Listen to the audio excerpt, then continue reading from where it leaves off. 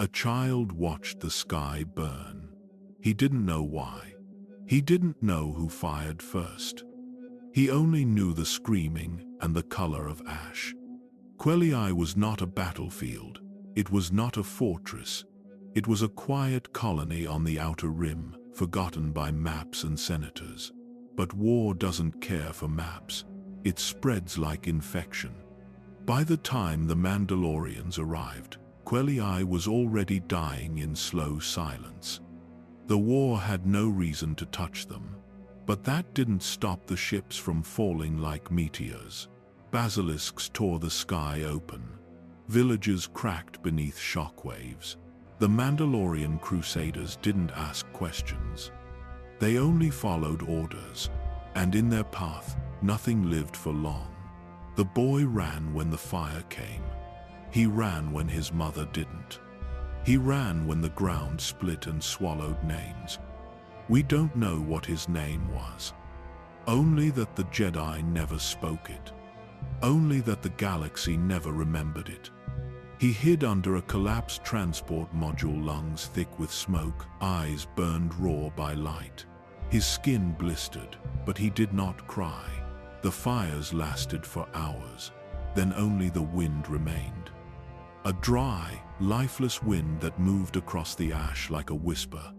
And in that silence came light. Not firelight, not laser fire, but the calm, steady hum of a Jedi beacon. They had come too late. They always did. Republic scouts landed to assess what remained. Jedi accompanied them not to fight, but to mourn. One of them found him. The boy couldn't speak. He didn't flinch. He only stared at the robes and wondered what kind of war they were too afraid to fight. He was no older than 7. Thin, burned, covered in blood and dust. But his eyes weren't afraid. They were asking why. The Jedi gave him water, carried him to the shuttle, asked him his name. He said nothing. He had none. In the official records, he was listed as a war orphan from the Quelii sector. No known parents, no birth record. Force sensitivity confirmed. Immediate transport to Coruscant requested. He was no longer part of Quelii. That planet was gone. It had been stripped from the map. Its soil turned to glass, its language erased from memory. And the boy was now Alec. But in his dreams, he still saw the red sky. Still smelled his mother's clothes burning. Still heard the Mandalorians laughing through helmets. Alec was alive, but the boy from Quelii had died in the fire. And no one noticed when he did. The Jedi Temple was quiet, too quiet. For Alec, the silence wasn't peace, it was absence. It was the space left behind when voices were lost, when screams faded, and when a name was no longer spoken. The other children spoke in hushed tones, practiced their stances, whispered the code in perfect rhythm, but Alec only watched. He was not angry. Not yet. He was distant. To the instructors, he was respectful, compliant, unremarkable. But to the other younglings, he was strange. He did not laugh, he did not argue. When sparring, he never hesitated even when others did. He struck with speed, not strength.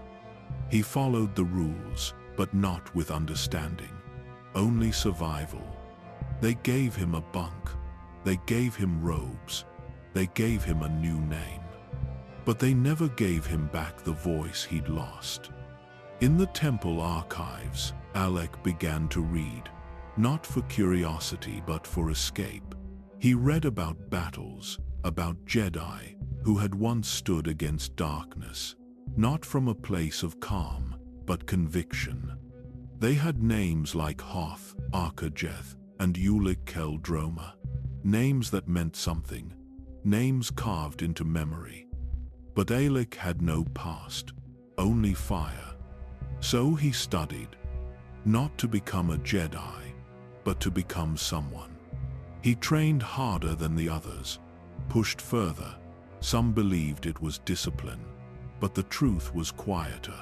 He didn't know who he was without motion, without force, without pain. In meditation, he saw the flames again, always. And sometimes, he wondered if the Jedi saw them too, and simply looked away. Years passed. He grew taller than the others. His voice grew deeper, but the weight inside him never left. It was carved there not with anger, but with need. The need to make sure Quelii wasn't forgotten, even if no one ever spoke its name again. When he was 13, Master Duras told him the Jedi must let go of attachment. Alec asked, even attachment to justice? Duras did not answer. That night, Alec looked out across Coruscant at the towers, the speeders, the artificial starlight, so far from Quelii, so far from anything real. He wasn't defiant, not yet, but the questions had begun. Why hadn't the Jedi come sooner?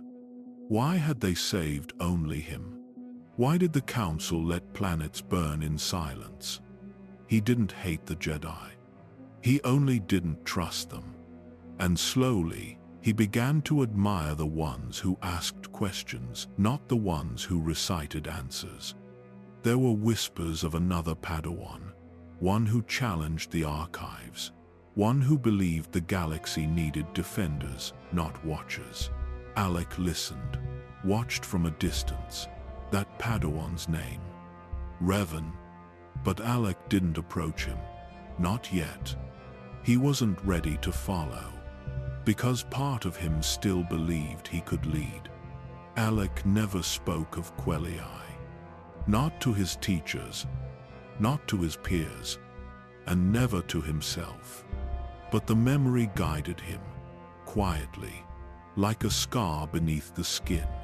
He became a Padawan before most, not because he was gifted many were, but because he was relentless. The masters called it focus, but focus was only the surface. Beneath it was pressure. He couldn't stop, not because he wanted to succeed, but because he didn't know what failure meant anymore. He was assigned to Master Jackrand, a quiet Togruta who believed in stillness before action. Alec struggled under him, not with the Force, with silence, with surrender. He followed, he obeyed, but his instincts told him to act, not to wait, and his dreams told him there wasn't time. During a border skirmish on Dorin, Alec saved a group of refugees by breaking from formation. It was a success, but the Council reprimanded him for insubordination. His master did not speak to him for weeks. Alec accepted it, but inside, something shifted. He had done what was right, not what was asked, and the Jedi had punished that. He began to train alone, nights mostly. While the temple slept, meditation turned to saber drills. Philosophy turned to silence. He wasn't angry, but he no longer believed the Council always knew best. He listened to Revan from afar, a voice among whispers. The Order didn't trust him, too ambitious, too curious, too loud. But Alec listened, because Revan asked the questions Alec was afraid to say out loud. Why were the Jedi forbidden to intervene? What was the use of power, if not to protect? When the Mandalorian Wars began, these questions grew louder. Across the Outer Rim, reports came in. Raids, slaughters, cries for help. And always, the Council responded with patience, diplomacy, reflection. But Alec remembered fire. He remembered waiting. He began to spend time with Revan, not openly, but enough. Their conversations were quiet, careful, and dangerous. Revan spoke of the code like a path to power, not limitation. of protecting the innocent, not through peace, but through action. He had plans, questions, conviction, and for the first time in his life, Alec didn't feel alone. Others joined them, slowly, quietly. Those who believed waiting was no longer a virtue. They met after training, shared reports from the Outer Rim, debated what the Jedi were becoming. The Council watched and warned, but it was too late. Quillei had already burned, and in Alec's heart, so had the Jedi. He still wore their robes, still bowed when spoken to, but his loyalty had shifted, not to the Council, not even to Revan, but to the version of himself who hadn't run. And he would not run again. The war drew closer. From the edges of the Outer Rim to the ears of the High Council, the Mandalorian threat no longer whispered, it roared. Worlds fell, populations vanished, refugee ships clogged the hyperspace lanes. The Republic pleaded, and still the Jedi waited. Alec didn't understand. He had seen what happened when peacekeepers arrived too late. He had lived it, felt it in his lungs, worn it in his bones. Quillei had not been a strategic target. It had been an example. And the galaxy was now filled with examples. But to the Council, patience was strength. Detachment was wisdom. To Alec, it was surrender. He listened to their debates with a quiet stare. Their measured words layered in ritual, draped in certainty, felt distant, like they were reading from old stones while the galaxy bled. He wondered how many temples had been lost while this one remained untouched. He never spoke out, not directly, but in the halls, in the shadows, in whispered meetings beneath the archives. He trained. He gathered reports. He spoke to knights, to Padawans, to those who saw the storm coming and knew the temple would not survive it untouched. And always there was Revan, brilliant, ruthless, persuasive, but not just with words, with clarity. Revan didn't wait. Revan studied battle maps. Revan spoke to generals. Revan found ways to help, even when forbidden. And Alec, though still silent, followed him into every dark corner of the temple's doubt.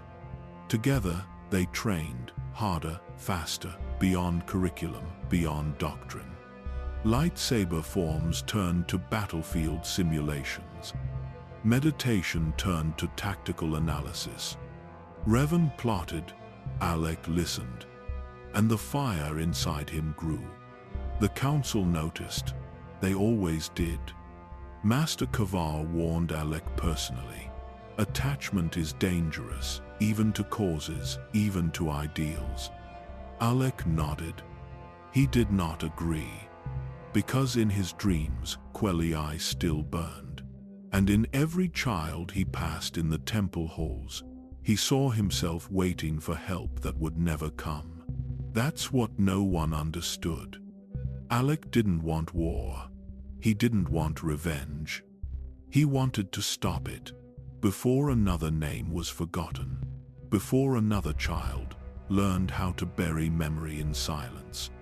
When the Mandalorians bombed Seroko, everything changed. An entire Republic base wiped from orbit, millions dead in seconds. Revan stood in the center of the temple the next morning and declared it.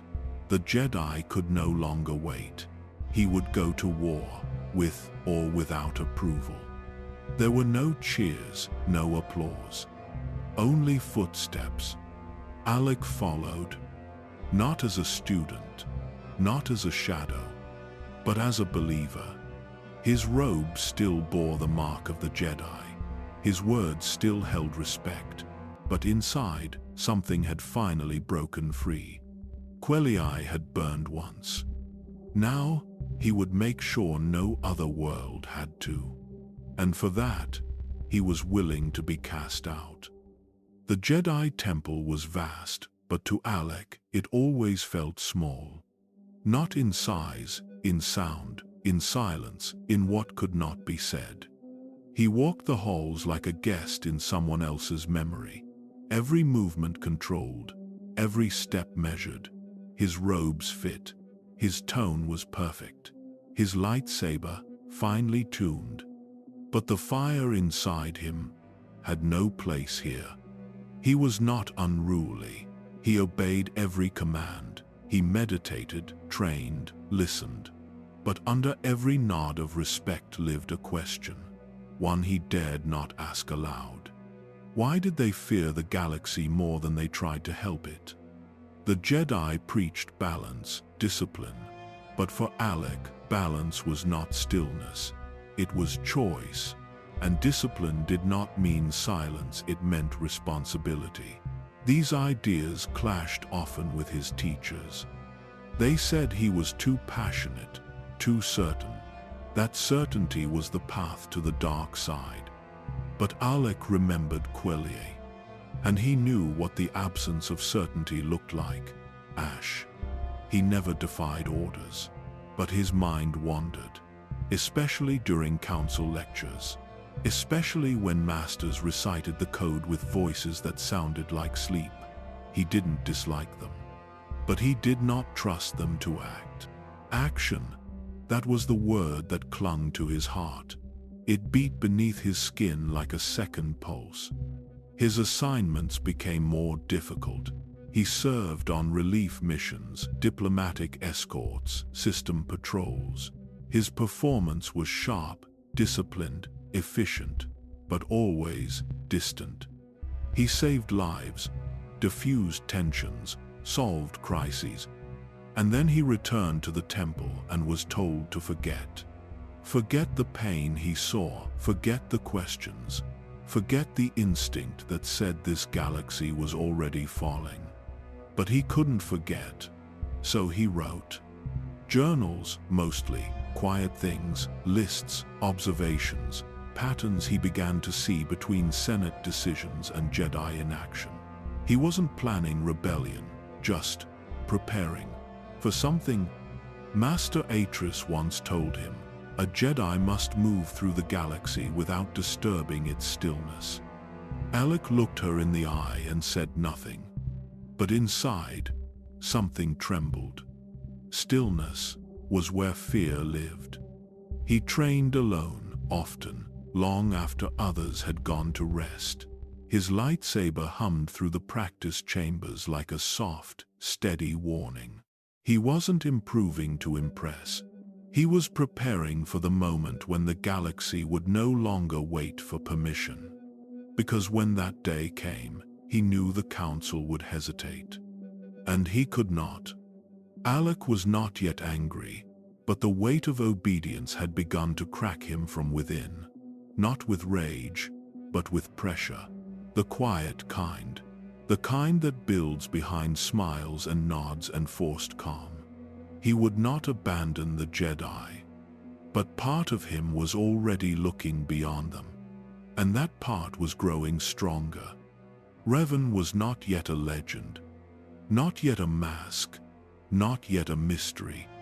He was a Padawan, brilliant, restless, unquiet, and for Alec, he was the first person who spoke aloud what others only whispered. The council didn't like him. He asked too many questions, challenged tradition, memorized the code, then rewrote it in the margins of his thoughts. He wasn't reckless.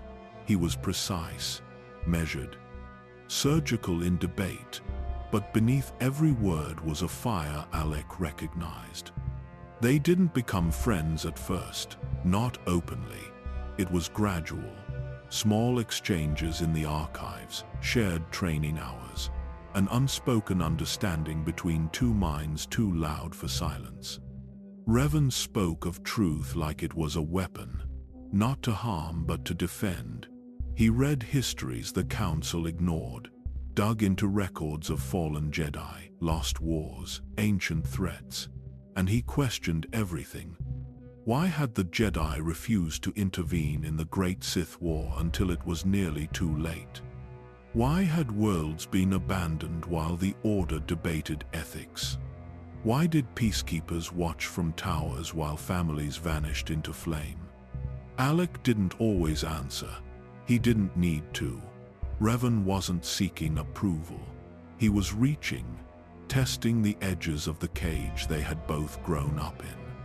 One night, beneath the temple's meditation spire, Revan said quietly, "We are taught to let go. But what if the galaxy needs those who hold on?" Alec didn't respond. He just nodded. They began training together more often, not just dueling, learning, thinking, studying weaknesses, not in form, but in doctrine. They weren't breaking rules, not yet, but they were reshaping how they understood them. They found others like them, Padawans, knights, even a few masters who had grown tired of watching suffering unfold through windows. The group had no name, no leader, but it had a center, and that center was Revan. Alec never tried to lead. He didn't want to. He didn't need to. He spoke when necessary, fought when called, and listened when silence carried more truth than speech. But in private, Revan confided in him, more than the others, about visions. Dreams of Mandalorian war fleets sweeping through the mid-rim, of children screaming, of Jedi temples abandoned and burning. He didn't know if they were prophecies or fears, but they felt real. Alec believed him, because he saw them too, not as visions, but as memories. Quelii had burned once, the galaxy would burn again, and the Jedi would debate while it did. So Alec chose his place, not as a voice, but as a hand. Revan would speak, Alec would act, and together they would not wait. The Jedi archives were quiet in a way nothing else in the galaxy was. A vast sea of carved stone and humming data scrolls, built to preserve peace through understanding. Yet for Alec, the archives held a different purpose. They were a place where silence could be questioned without punishment. He spent hours there, sometimes alone, sometimes with Revan, sometimes simply wandering between shelves, tracing his fingers across old holobooks that no longer opened. Knowledge was a living thing in the temple, and the older it was, the more it resisted being forgotten. Alec searched for patterns. Patterns of Jedi who had been forced to act. Patterns of wars the Council had tried to ignore until they could no longer turn away. He read about the Freedom Nad uprising, where hesitation cost countless lives. About Exar Kun, whose fall had been allowed to grow in darkness. About Mandalorian raids, small at first, then bolder, then merciless. And he found something, a thread woven through every tragedy. Delay. The Jedi always came late. Revan discovered it too, but he expressed it with sharper edges. He paced as he read, questioned the records out loud, asked the archives why they allowed death to be stored like history instead of warning. Alec listened. His silence wasn't obedience, it was calculation. He absorbed every fact, every story, every failure. He built a map in his mind, connecting losses the Order had buried under doctrine. He found one record short, incomplete, about a world on the edge of Mandalorian space that had been attacked without warning. The file had no name, only coordinates and a casualty estimate. Alec knew what it was. He closed the entry before the memories could escape. The archives should have comforted him, given him clarity, but they only sharpened the questions he already carried. Why hide the patterns of war? Why bury signs of danger in forgotten files? Why protect the code more fiercely than the people it was meant to serve? Late at night, when most of the temple slept, Alec wandered deeper into the restricted sections, not breaking rules, only bending them. Revan had a talent for accessing closed databases, and Alec had a patience that let him read for hours without blinking. Together, they pieced together Mandalorian movements. They tracked raids. They noted patterns of conquest that the Council dismissed as isolated. But they knew better. In the dim blue glow of the archives, Revan whispered, "They're preparing for a full-scale war." Alec didn't need convincing. He had seen the beginning of one long ago. The shadows of the holoshelves stretched like scars across the floor. Dust floated between beams of soft golden light. The archives felt ancient, sacred, but also lonely. Like a monument built to remember what the Jedi were afraid to face. Alec looked around, listening to the quiet hum of forgotten knowledge. The truth wasn't hidden. It was simply ignored. And in that moment, he understood something. The future of the Order would not be decided in these halls. It would be decided far beyond them, where shadows did not wait to be studied. The war outside the temple walls was no longer a rumor. It was a presence, a distant thunder rolling closer each day.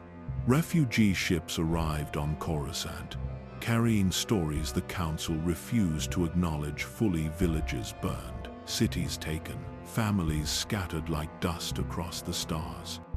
Alec heard these stories during relief rotations. He listened as survivors spoke through trembling voices. He watched children clutch scraps of clothing that still smelled of smoke. And each time, he felt Quelii stir inside him, like an old wound aching in cold air. He returned to the temple, expecting urgency. He found meetings, discussions, silence dressed as wisdom. Revan grew sharper. His words, once curious, became edged with frustration. Alec recognized that edge. He felt it too, not as anger, but as inevitability. Something heavy pulling him forward toward action, toward conflict, toward a line the Council refused to cross. Small choices began to change him. Choices that didn't feel like choices at all. He volunteered for every patrol near the outer rim. He requested assignments others avoided. He trained with endurance beyond requirement, pushing his body until the training droids stuttered from overuse. Masters praised his dedication, unaware of the storm building beneath his calm exterior. But he wasn't rebelling. Not yet. He was preparing. Revan met with him often now, not in secret but in moments the Council never noticed, between lessons, after missions, during quiet walks through the temple gardens. Every conversation felt like a step down a path neither had chosen, yet both felt pulled toward. "The Order thinks waiting is strength," Revan murmured once, hands folded behind his back as he watched ships leave the Coruscant docks. "But waiting is only strength when danger stops moving." Alec didn't answer. He didn't need to. His silence was agreement. Rumors spread among the younglings that Revan was planning something, that Alec stood at his side, that a group of Jedi were forming around them, drawn not by defiance, but by the simple belief that the galaxy deserved more than observation. Alec didn't deny it. He didn't confirm it. He just kept moving. Even the Force felt different to him now. Less like a calm river, more like a current tugging at his ankles, pulling him toward the outer rim, toward the Mandalorians, toward the fire he thought he had escaped. He meditated on it. He asked the Force for clarity. But clarity did not come. Only purpose. And purpose, he learned, was heavier than obedience. The Council spoke of patience, spoke of caution, spoke of the danger of attachment. But Alec was not attached to fear, or anger, or even memory. He was attached to life. To the simple belief that someone had to stand between the innocent and the fire consuming the galaxy. If the Jedi would not be that shield, then someone else must. Revan understood this, and Alec was already drifting toward the same conclusion. Not because he wanted to fight, but because he could no longer imagine doing nothing, and the galaxy was running out of time. It began in the Outer Rim. Small worlds first, isolated, lightly defended, too far from Coruscant to matter to the Senate, and too distant from the Temple to concern the Jedi Council. That's what the Mandalorians counted on. They struck fast, then vanished. By the time the Republic noticed, half a dozen systems had fallen. Settlements were razed, colonies wiped from maps, communications silent. The few survivors who made it back told stories of basilisk droids blotting out the sky, of warriors in Beskar crushing defenders with brutal precision. And yet, the Council waited. To the galaxy, the Jedi were legends, protectors. The Order had stood for thousands of years, guardians of peace, defenders of justice. But now, as systems burned and sectors collapsed into fear, that image cracked. The Jedi were still debating. Master Vrook believed the Republic provoked the Mandalorians. Master Dorak feared the war would serve the Sith.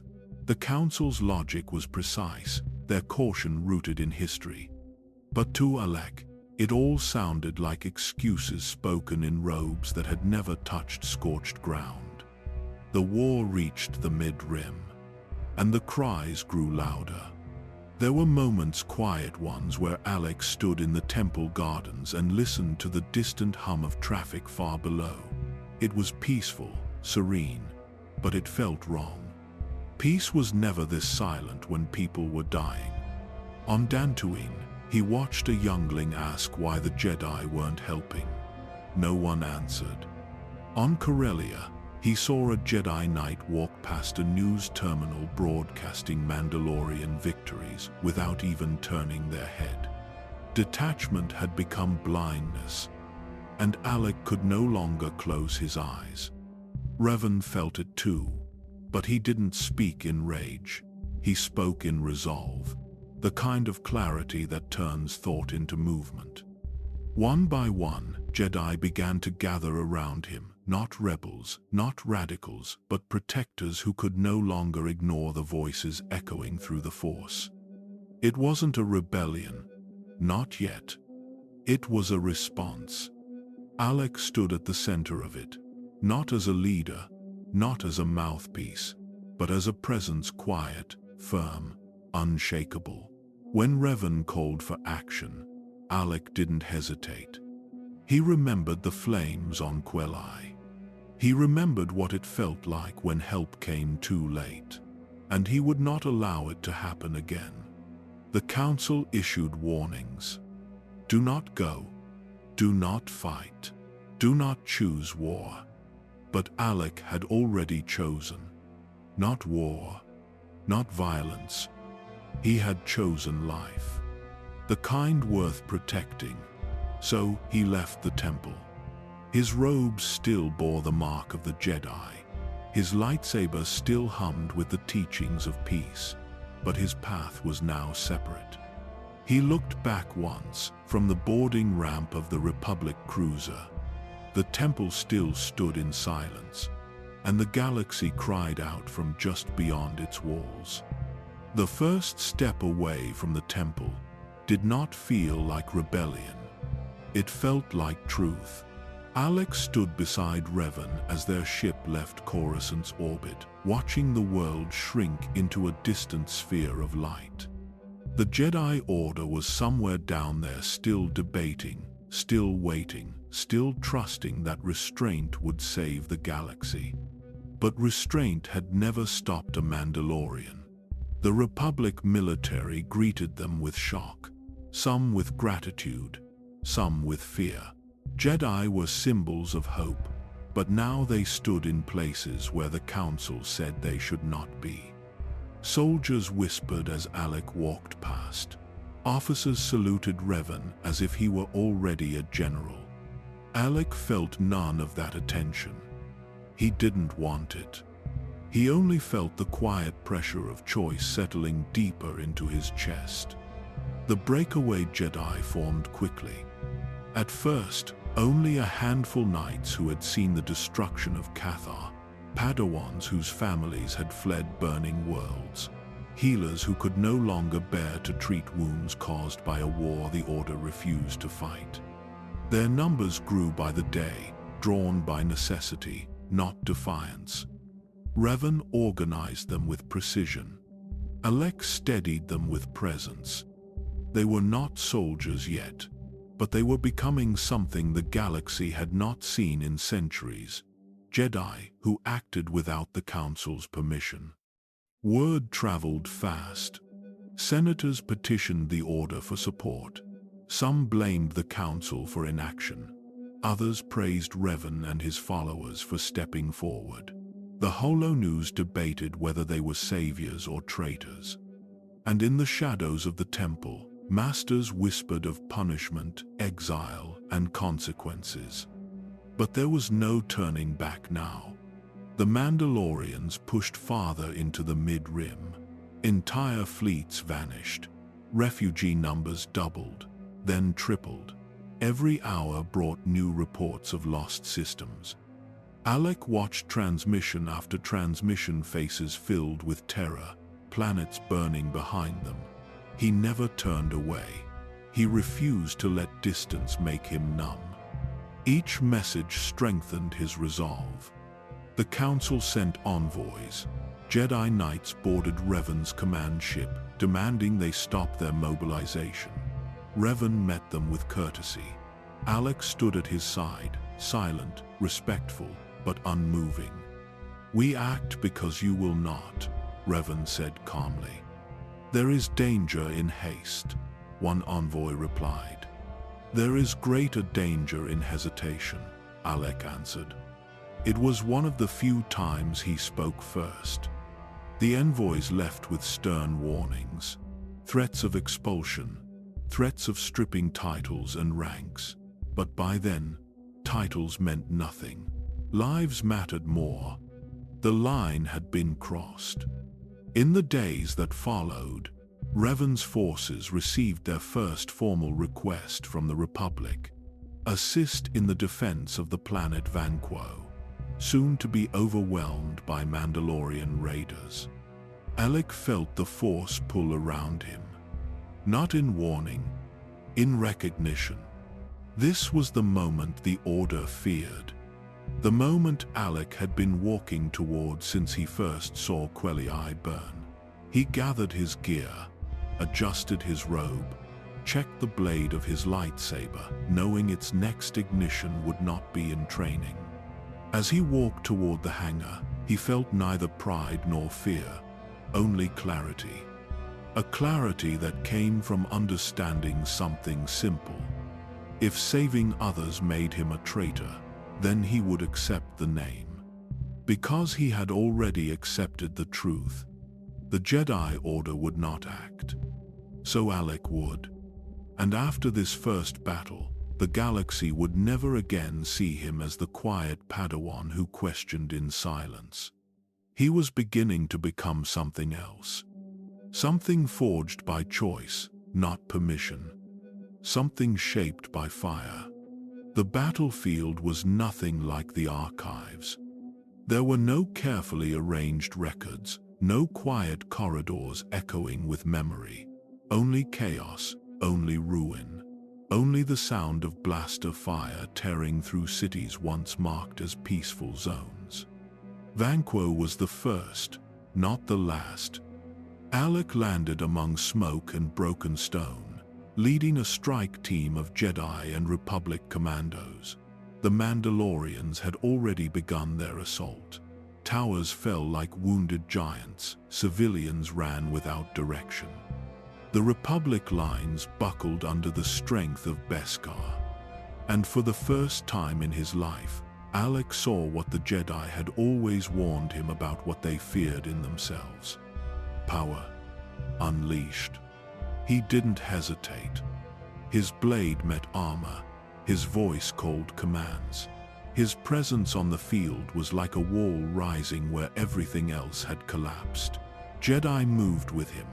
Republic soldiers steadied. The Mandalorians didn't expect such resistance. Not from Jedi. They retreated. Vanquo held, but the victory didn't feel like triumph. It felt like breathing after nearly drowning.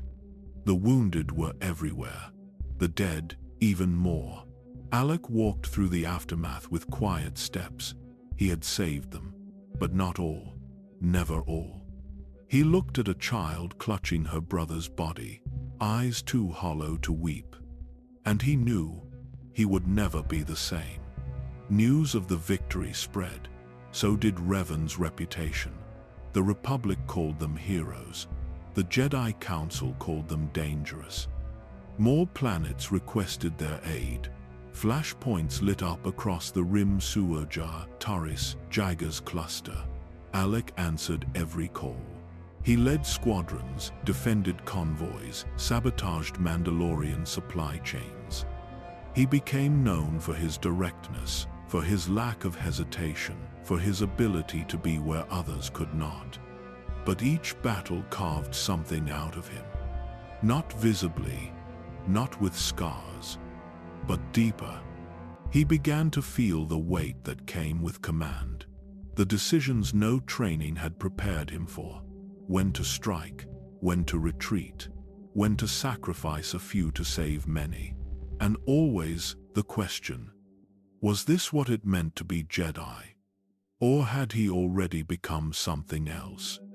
Revan pressed farther, bolder strategies, riskier offensives. Jedi now wore armor beside clones of Mandalore's warriors. Some adopted tactics once considered unthinkable. Precision turned into desperation. Victory turned into obsession. And Alec followed, not blindly, but with a kind of loyalty forged through fire. He trusted Revan's vision, believed in it, because without that belief, everything they were doing might unravel into something they couldn't name. Still, doubt crept in at night, mostly, between battles. In the quiet moments after conflict, when lightsabers were off and the screaming had stopped, Alec would sit alone, not in meditation, just stillness. He would think of the council, of what they might say if they saw him now. But the temple felt farther away than ever, and his path had long since left its shadow. He told himself this was what had to be done. That war was never clean. That peace was not a promise but a price. And if someone had to carry the cost, it would be him. Because he had chosen this. He had chosen to fight. And fight he would until there was no war left to follow. The war kept moving, and so did Alec.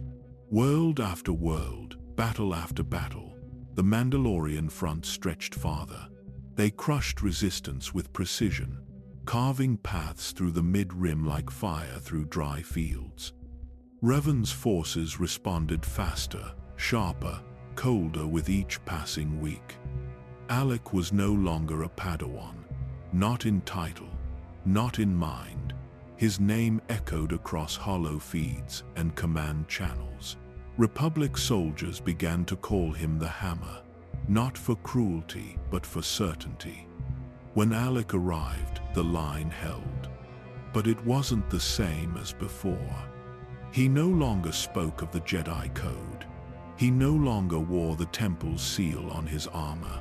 His lightsaber, once a symbol of discipline, now moved like a blade that didn't ask for forgiveness. He was still fighting for life. But war had changed the shape of what that meant. On Serroco, the Mandalorians bombed a Republic base from orbit.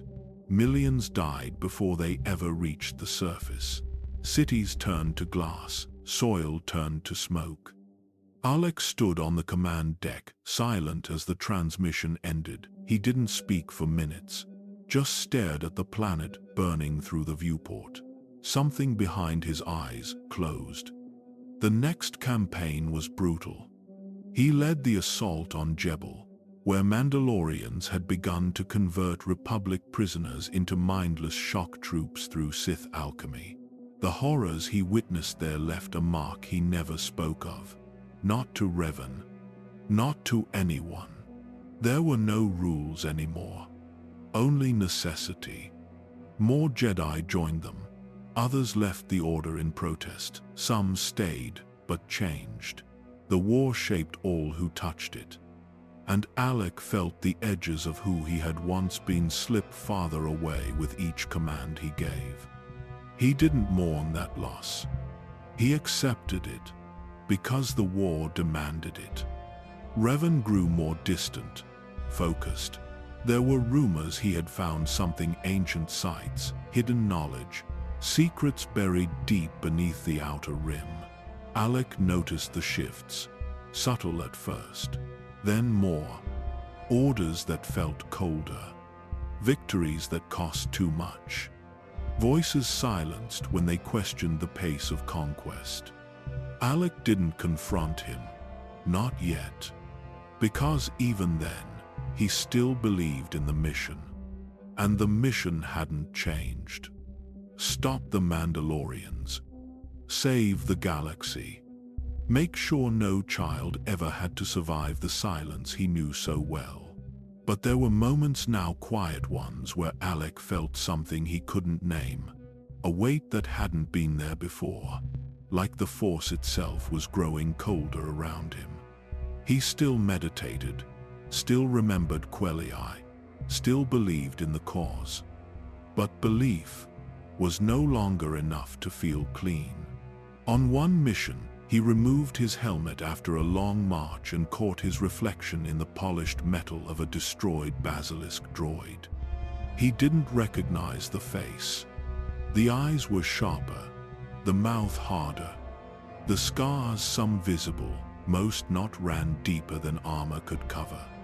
He didn't look away, because this was the price, not just of war, but of choosing to become someone who could survive it. And he had made that choice long ago.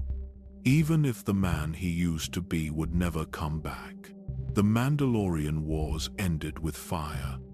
Malachor 5 tore itself open, dragged by a superweapon no one fully understood.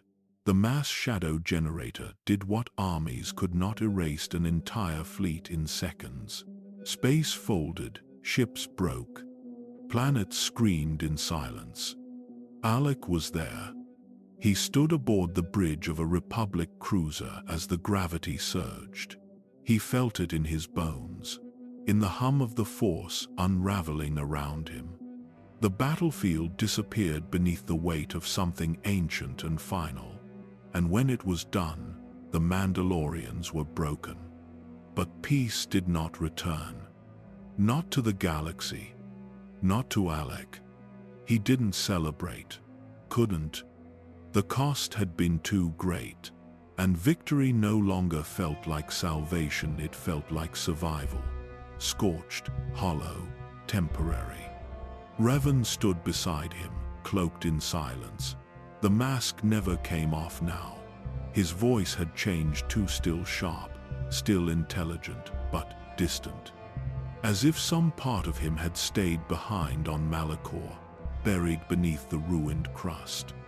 The Republic hailed them as heroes. But the Council issued no welcome. Alec had hoped somewhere deep inside that when the war ended, something might be repaired. That perhaps the Jedi would see what they had accomplished, what they had prevented. Instead, there was only judgment. The Council demanded accountability. They wanted explanations, penitence, discipline. But Revan refused, and Alec followed him one last time into exile. They left the core in silence, no parades, no farewells, only whispers of betrayal and pride trailing behind them as their ships vanished beyond the rim of the Republic.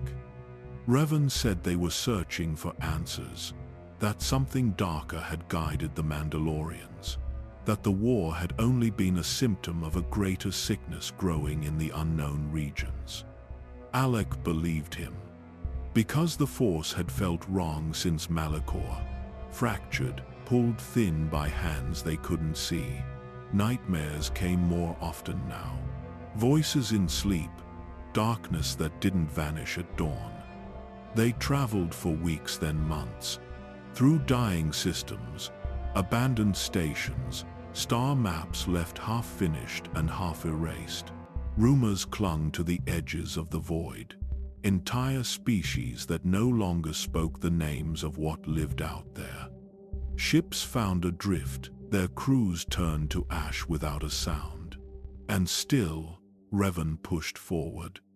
The stars became unfamiliar, the Force thinner.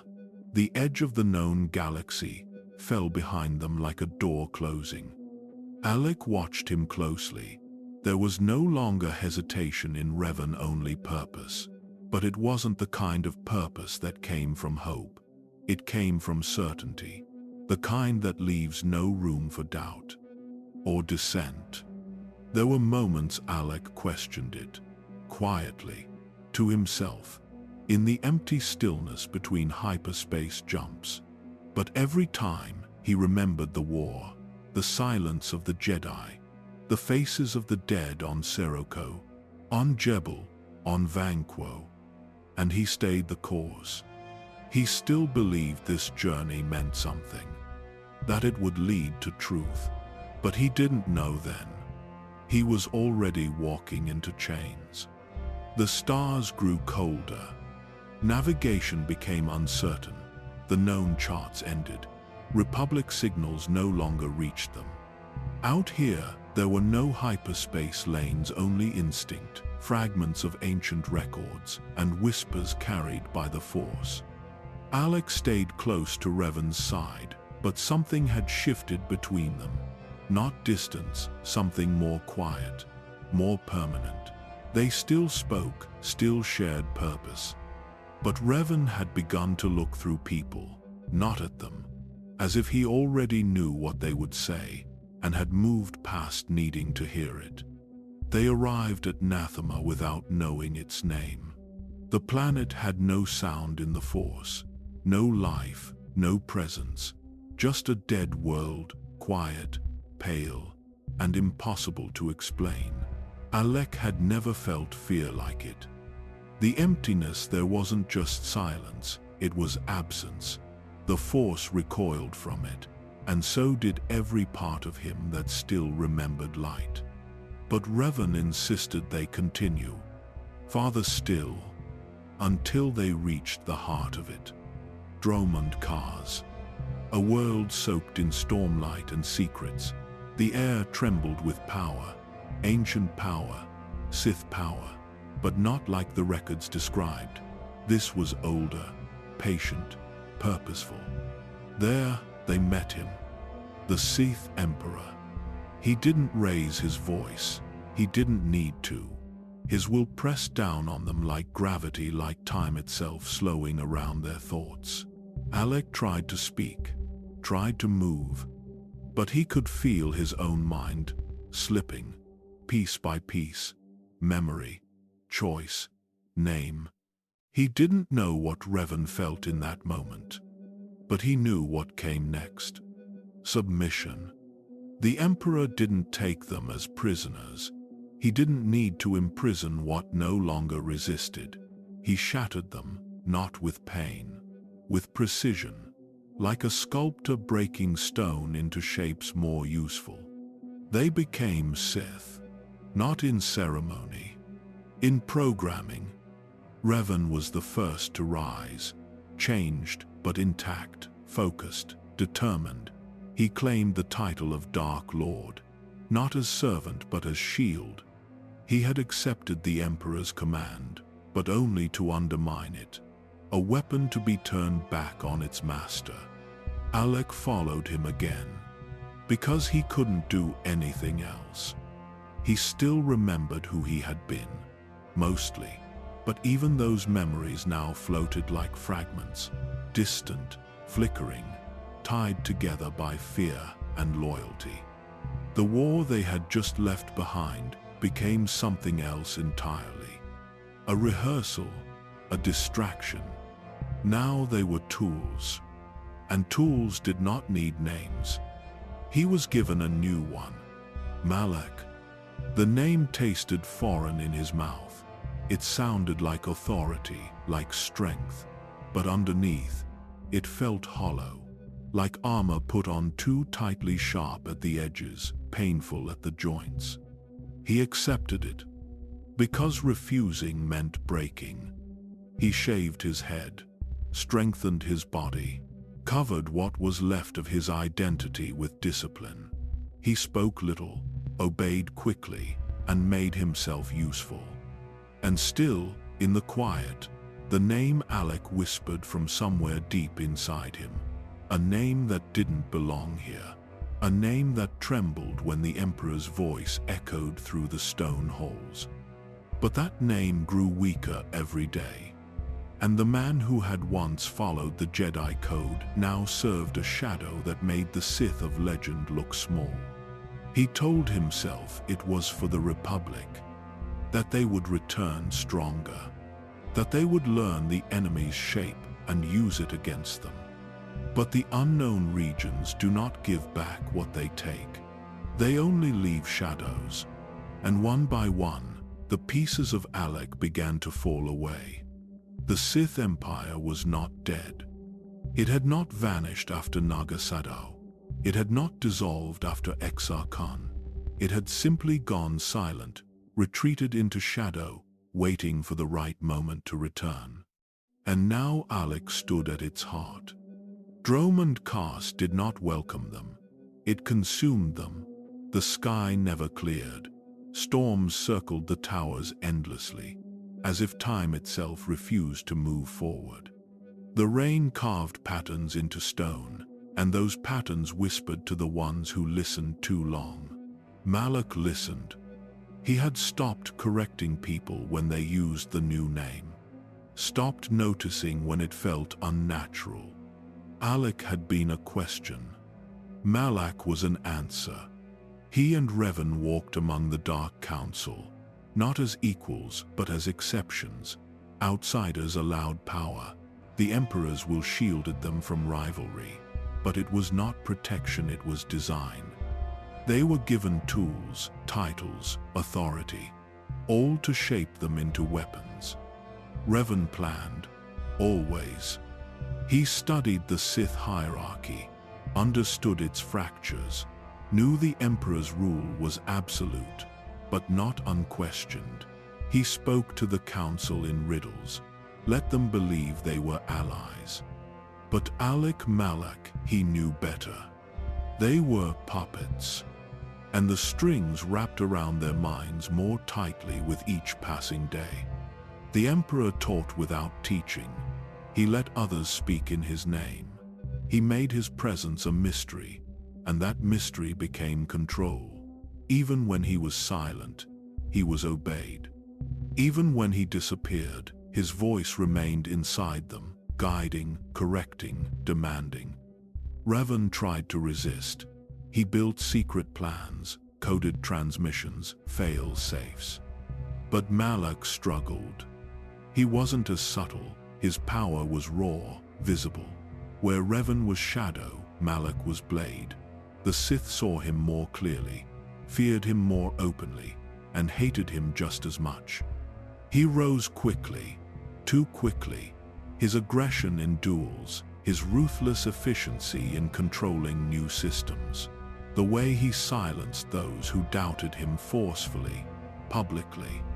The dark side welcomed him. It gave him strength, but not peace, never peace. He no longer remembered the last time he had meditated without feeling cold. The last time he had spoken to Revan without hearing a command beneath the words. The last time the Force had answered him with anything but silence. His dreams were broken now. Shards of images, children screaming, worlds falling, Jedi dying, and a face his own reflected in a surface that no longer looked like him. He sometimes wandered the halls at night, alone. The walls whispered. The wind pressed against the windows like something trapped outside trying to get in. And he would whisper his old name, Malak, just once, softly. It never answered. The Emperor summoned them less and less, not because they were forgotten, but because they were finished, forged. Revan spoke of leaving, of returning to the Republic not as conquerors but as liberators, to save the galaxy from the darkness now growing across the stars. Malak agreed, but something inside him was afraid, not of the Emperor, not of failure, but of what he had already become to survive this place, and what he might still have to become, to leave it. The day they left Drummond Cars was not marked by ceremony. No alarms, no confrontation, no duel with the Emperor. They simply departed.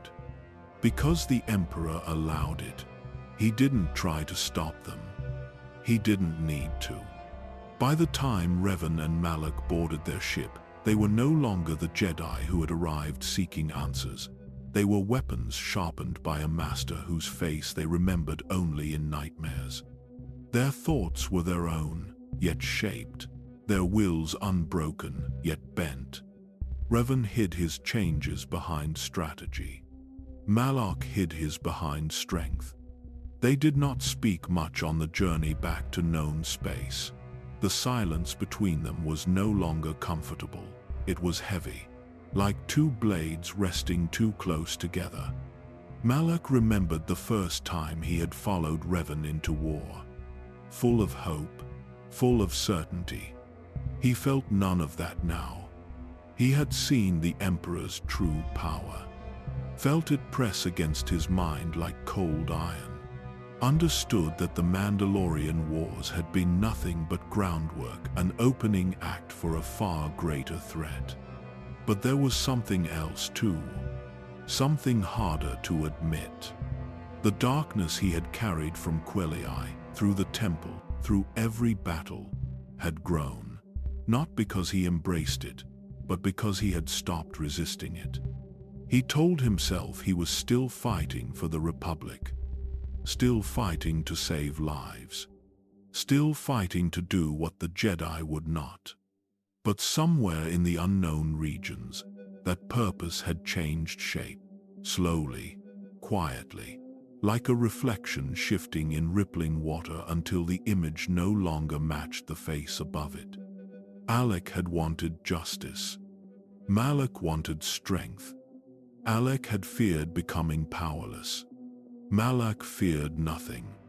Revan stood at the helm, mask reflecting the stars as hyperspace streaked past. Malak watched him, studied the stillness, the determination, the force of will that had carried them both this far. He respected him, followed him, but the balance between them had shifted. Revan had become something greater, something beyond Malak's reach, and Malak felt it. Not as jealousy, but as gravity. The galaxy awaited their return. Republic fleets weakened, Jedi scattered, the Council fractured by shame and caution. They would arrive not as fugitives, but as saviors, leaders forged by the only enemy powerful enough to awaken them. But as their ship neared familiar space, Malak felt the last thread of who he had been drift away. The force around him was different now, heavier, darker, shaped by choices he could no longer undo. He didn't try to pull it back. He let it go. When he walked off the ship, Alec was gone. Not dead, just quiet, buried beneath armor he had not yet forged, beneath a jaw that had not yet been taken, beneath a destiny that had only begun to reveal its edge. Revan looked toward the core worlds with ambition. Malak looked with hunger, because somewhere deep inside, he already knew. To save the galaxy, to reshape it, to destroy what stood in the way, Revan would need a weapon, and Malak was ready to become one, whether he wanted to or not.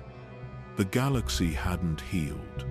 When Revan and Malak returned from the unknown regions, they found the Republic wounded, but still breathing. Its fleet scattered, its economy fractured, and its Senate hollowed by years of indecision. The Jedi Council remained silent, still questioning its failures behind sealed doors. No one expected Revan to return, and no one recognized Malak. The war had changed him, but the darkness beyond the rim had finished what the Mandalorians began. He stepped onto familiar worlds like a stranger. His presence was heavier now. He spoke less, and when he did, there was a sharpness to every word, like the edges of a blade that never truly left its sheath. They came back not as warriors seeking peace, but as conquerors in waiting. The Republic offered no resistance. It didn't have the strength. One by one, the systems they had saved began to submit, some through fear, others through gratitude. Revan used diplomacy like a weapon, offering order in exchange for loyalty. He promised an end to corruption, an end to chaos. Malak promised something else. He didn't negotiate, he didn't offer mercy. Where Revan made allies, Malak made examples. Entire planetary governors were replaced in days. Dissenters vanished. When soldiers refused to serve, they were executed without ceremony. He believed in Revan's vision, but he enforced it with fire. The Star Forge changed everything. An ancient space station, orbiting the star of Rakata Prime, its origin lost to time, its technology bound to the Force itself. It didn't build ships, it birthed them, endlessly, effortlessly, powered by the will of those who commanded it. Revan saw potential. Malak saw power. With the Star Forge, they no longer needed the Republic's resources. Their fleets multiplied. Their weapons evolved. Their army became unstoppable. And the Sith Order returned. But not in the way legends remembered. These Sith were not hidden acolytes or lone assassins. They were generals, admirals, strategists, bound not by the rule of two, but by the rule of conquest. Revan led them. Malak stood just behind him, the enforcer, the destroyer, the voice that carried fear across star systems. But something had changed between them. The bond they once shared, the unspoken unity built through war, through exile, through betrayal and survival, had begun to crack. Revan still planned. Malak obeyed, but not without resentment. He didn't question commands, not openly, but he no longer sought approval. He no longer deferred to Revan in strategy meetings. His voice grew louder, harsher. His presence became a shadow Revan could not ignore. Malak had once followed to protect. Now he followed because there was no other path. And the part of him that still remembered Alec, the boy from Quelii, the Padawan who once asked questions, was now buried beneath something colder. The Force still moved through him, but it sounded different now. Like metal grinding, like stormlight through broken glass. The Jedi had begun to notice. Some left the Order to resist Revan's war. Others prepared for confrontation. But none of them truly understood what had returned, because it wasn't just Revan they had to face. It was Malak, and he was no longer asking questions. He was waiting to be unleashed. It happened quickly. One moment, Malak stood in command, directing the siege of a Republic stronghold orbiting Ferost. The next, he was on the ground, coughing blood, his jaw torn apart by the searing blade of betrayal. Revan's blade. It wasn't a duel. It wasn't even a confrontation. It was a correction. A punishment for insubordination, for impatience, for speaking too loudly when Revan needed silence. Malak had acted without approval, attacking a Republic fleet before Revan gave the order. The assault was a success, but that didn't matter. Revan didn't need victories without control. So he struck, and when it was over, Malak was left bleeding in the darkness of a medbay, whispering through shattered bone and torn flesh. He didn't scream. He couldn't. The surgeons rebuilt what they could. Cybernetics replaced what had been lost. A durasteel jaw, reinforced with alloys drawn from the Starforge itself, fused into what remained of his face. When Malak spoke again, his voice no longer sounded like a man's. It was hollow, modulated, a low mechanical echo that vibrated through walls like a threat made of metal and memory. He stood before a mirror and looked at the face staring back. It was not Alec. It wasn't even Malak. It was a symbol now, of pain, of silence, of obedience turned to rage. He didn't remove the jawpiece after recovery. Not once. It wasn't a disguise. It was armor, a way to ensure he never forgot what Revan had done and what he had allowed. Revan never apologized. He spoke of discipline, of structure, of the chain of command. Malak said nothing, but something inside him had snapped. The loyalty he once offered so freely had calcified into something harder. The quiet trust they once shared had been replaced with distance. Every glance between them now carried weight. Every silence stretched longer than the last. Still, Malak obeyed. He fought. He conquered. He became the voice of the Sith war machine. But the voice that now echoed from his throat was no longer his own. He gave orders that shook worlds, declared purges of Jedi enclaves, ordered bombardments of cities without hesitation. He had become what the galaxy feared Sith to be: merciless, relentless, unstoppable. And he embraced it. Because there was no path left to return. Alec had died long before the jaw was lost. But the wound made it final. Now, when soldiers heard his voice across comms, they stood straighter. When enemies heard his approach, they ran. When Revan gave commands, it was Malak who enforced them without hesitation, without forgiveness. He had once fought to protect the innocent. Now, he fought to destroy the weak, because strength was the only truth left. And he would never let anyone take his voice again. Even if the voice that remained was forged in steel. Malak was no longer a second voice. He was now the enforcer. Where Revan strategized, Malak executed. Where Revan planned, Malak punished. He became the face of the Sith fleet. His image broadcast across occupied systems, his metallic voice announcing new decrees. Resistance would be crushed. Mercy would be earned through obedience. Each planet brought under Sith control became part of a larger machine, one that moved faster, burned hotter, and left less behind. And in the center of it stood Revan. Still calm, still precise, but less visible now. He spent more time aboard the Starforge, studying its secrets, unlocking its defenses. Some said he no longer needed sleep, that the forge itself answered him. Malak didn't ask.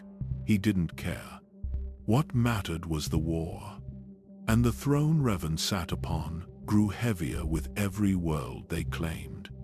Malak stood beside that throne, never behind it, never before it, just close enough to be feared. He handled what Revan no longer wished to see: broken rebellions, interrogations, public executions of Jedi prisoners. When governors faltered, Malak reminded them who ruled. When Sith Lords became ambitious, he reminded them who survived. He was the hammer, but hammers don't forget the hand that swings them. He remembered Revan's blade. He remembered the sound it made as it cut through his jaw. He remembered the silence that followed. The respect between them was still there, but it was colder now, colder than space, colder than the breath behind his Durasteel mask. There were times Malak wondered why Revan had spared him at all, why he hadn't simply struck him down, why he still trusted him to lead the armies, command the fleets, execute the will of the Empire. The answer came slowly. It wasn't trust. It was necessity. Revan needed him, but did not believe in him. And that was a wound the machines could not fix. Malak didn't speak of it, but it grew.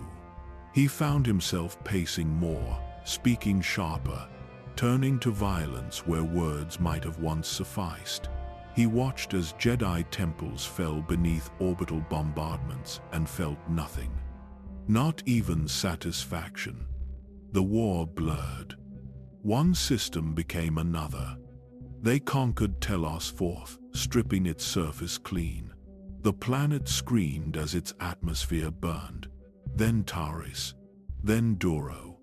Each world folded like paper under the pressure of Sith fleets and Starforge reinforcements. And always, Malak watched. The people below, the soldiers above, all of them afraid, not just of the Empire, but of him. It should have made him feel powerful. Instead, it made him feel alone. He stood on bridges surrounded by silence. Officers obeyed him. Droids saluted him. Sith Lords bowed in feigned reverence. But none of them saw him. Not really. Only Revan ever had. And even Revan had chosen to wound him. So Malak leaned into the role. The tyrant, the destroyer, the voice that no longer shook from memory. Because if the galaxy would not see him as more, then he would become exactly what they feared. No more questions, no more restraint, only command, only power. There was no ceremony when Malak began to speak alone. It started with subtle shifts, commands issued without Revan's confirmation, ships deployed under his direct authority, decisions made faster than the chain of command allowed. The Sith Lords noticed. So did the admirals, but no one objected. Because Revan had vision, Malak had presence, and sometimes presence was enough. His voice carried through the comms like a warning, deep, synthetic, stripped of emotion. It didn't rise, it didn't plead, it declared. Even those who served him flinched when it echoed through fleet corridors. That sound filtered through iron, shaped by pain, was no longer a man's voice. It was something else. It was war. He began to speak to prisoners directly. Jedi, soldiers, governors. He didn't ask questions. He gave opportunities: surrender and you serve, resist and you vanish. He no longer needed to shout. Fear did the work for him. Entire systems fell upon hearing that Malak was coming. Resistance movements disbanded, defense fleets scattered. The Jedi, scattered and hunted, stopped saying his name aloud. Because Malak wasn't a title now. It was a sentence. Revan noticed. He always did. There were meetings sharp, brief. Exchanges of doctrine, of vision, of disagreements cloaked as strategy. Revan still saw the war as a means to an end, a necessary evil to save the galaxy from itself. Malak no longer believed in ends. He believed in control. Because the galaxy didn't need guidance. It needed order, and if Revan hesitated, Malak would not. He had stopped looking for justification. He no longer asked what the Jedi would think, what the Republic might become. Those questions belonged to Alec, and Alec was dead. Now, power was the only answer. And power had a sound. The hum of a star-forged dreadnought entering orbit. The low command of Malak's voice ordering fire. The silence that followed when a city was turned to ash. He still remembered Quelii, still remembered what it meant to be powerless, and though he had not spoken the planet's name in years, it lived in him, not as grief, but as fuel. This was the galaxy that watched worlds die in silence. This was the order that abandoned him. This was the war that made him. So he became the voice that would never be silenced again. His commands became doctrine, his presence unavoidable. Sith apprentices began mimicking his posture, his tone, his ruthlessness. He was becoming more than Revan's shadow. He was becoming an idea, one shaped not by mercy, but by necessity. And still, late at night, alone on the bridge of a ship orbiting a broken world, Malak would sometimes stand in the dark and say nothing. Because he didn't need to hear his voice. He needed others to. He had sacrificed everything, his face, his past, his name, to become what the war demanded. And now, when he spoke, the galaxy obeyed. It didn't happen in a moment. The betrayal came slowly, stretched across silent glances, unanswered orders, and words left hanging between two men who no longer trusted each other. There was no single spark, just the growing weight of power, and the man who stood too long in another's shadow. Malak had always followed Revan. Even in rebellion, even in exile, even in war. But following had become unbearable. Revan controlled everything: the flow of battle, the allocation of fleets, the whispers of Sith apprentices, the rhythms of fear itself.